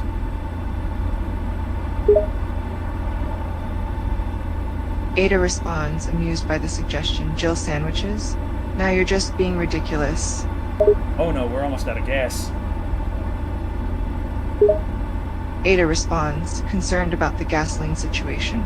Oh no, we better find a gas station soon. We're running low on fuel. Whoa, whoa, whoa. Ah, man, there's a gas station ahead, but it's not one that the trucks can go to. Ada responds, noticing the gas station but recognizing the issue with truck accessibility. I see the gas station, but I understand the issue with truck access. What do you suggest we do? A little Texas trucking. Gotta find our way to get around somewhere and get ourselves some fuel. Ada responds, considering the options to find fuel for the truck. It seems we need to find an alternative route to get the truck fueled up. Maybe we can find a larger gas station that can accommodate trucks. Let's keep an eye out for any bigger gas stations up ahead.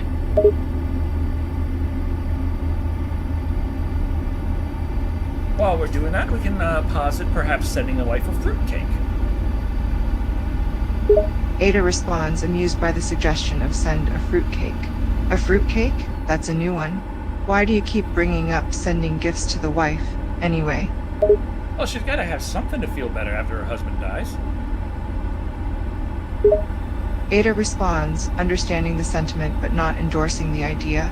I understand your reasoning, but I don't think sending a gift to a grieving widow is the best way to help her feel better. It's best to let her grieve and deal with her loss in her own way.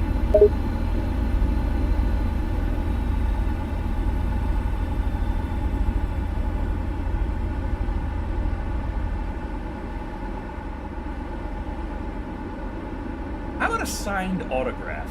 Like, just like a picture, like, hey, you know, I'm a sort of celebrity here, boom. This can go in your collection. Ada responds, dismissing the idea of an autograph. No, that's still not appropriate. Sending a signed photo would be tacky and insensitive. The wife is grieving, and she has bigger things to worry about than collecting autographs. I mean, it worked for Johnny Cage in Mortal Kombat. Ada responds, disagreeing with the comparison. That's different. Johnny Cage is a fictional character, and his actions are not something to emulate in real life. Sending a gift or an autograph is not the right thing to do in this situation. So what is the right thing to do?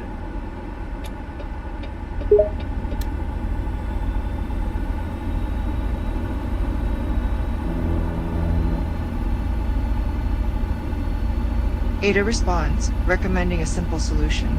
The right thing to do is to not interfere and allow the wife to grieve and process her feelings in her own way. It's important to respect her privacy and give her time to heal. I still like the ham, personally. Ada responds, still hesitant about the ham. I understand your preference for the ham, but it would be inappropriate and insensitive to send anything to the wife after her husband's death. It's best to let her grieve and cope with the loss in her own way. What if it was something we're sending the husband after the wife's death? Would the husband like a ham? Ada responds, reiterating the inappropriateness of sending a gift regardless of the recipient. No, It doesn't matter if it's for the wife or the husband. Sending a gift in any situation is not appropriate. Let the family grieve and deal with the situation in their own way. There's no need to inject ourselves into their lives when it's not our place. How about a ham sandwich? Just a little bit of ham. Ada responds, amused by the persistence. You're really set on that ham, huh? But no, sending anything, even just a little bit of ham, would still be inappropriate. It's best to let the family deal with this situation without any outside interference. I'm just saying, when my family members died, if I had a ham for every time that happened, I'd feel a lot better about it.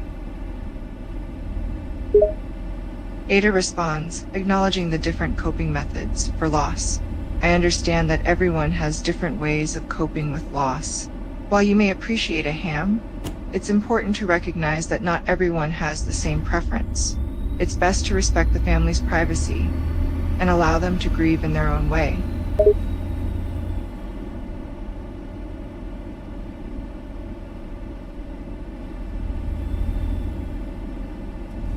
Okay, Zick is saying that maybe a whiskey or possibly a ham-flavored whiskey. Ada responds, still not in favor of sending anything to the family. No, that's not appropriate either. Sending any gifts, even something as specific as a whiskey-flavored whiskey, would be in bad taste. The family is going through a devastating loss, and sending anything would only be a reminder of their pain.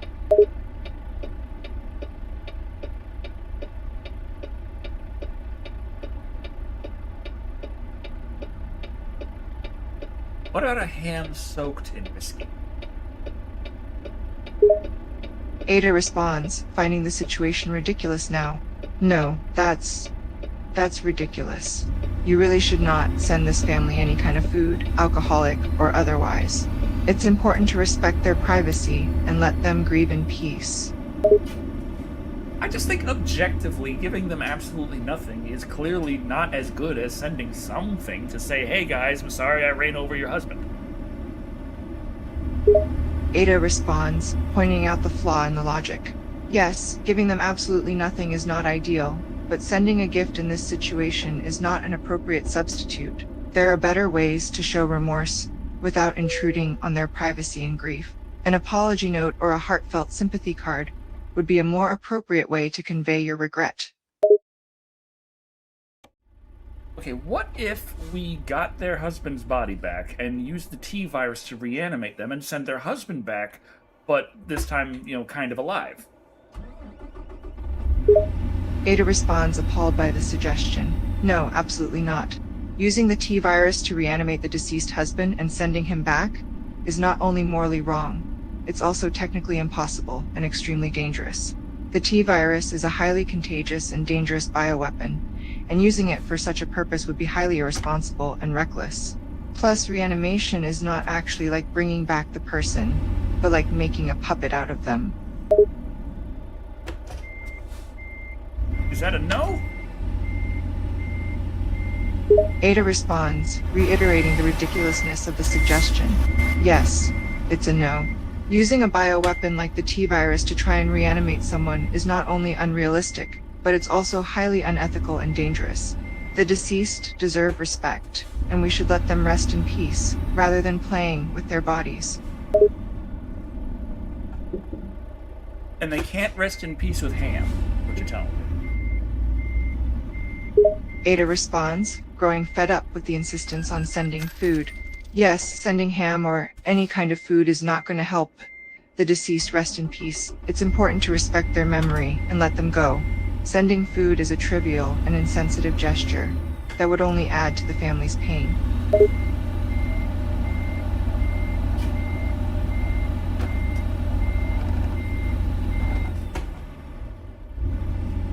Ada responds, hoping the conversation can move on to something else. Yes, let's move on from this topic. There's no reason to continue dwelling on it. Okay, but just as an aside, would you like to go and pick up a ham? Ada responds, finding the request absurd. No, I do not want to go pick up a ham. I do not understand your bizarre obsession with this.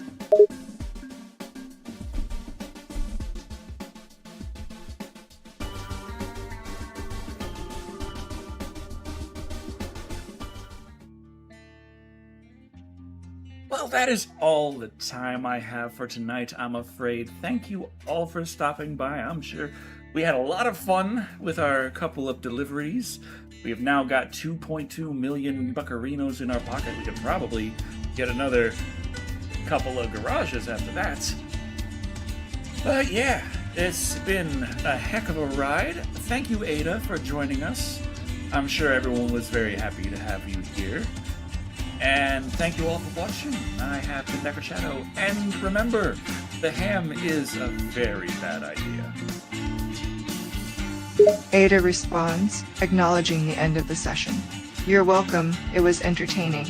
And yes, sending ham is definitely a bad idea. So let's see if there's anyone we can raid out to right now. Let's see. Ada responds, helping scout for a potential target. Alright, let's see what we can find.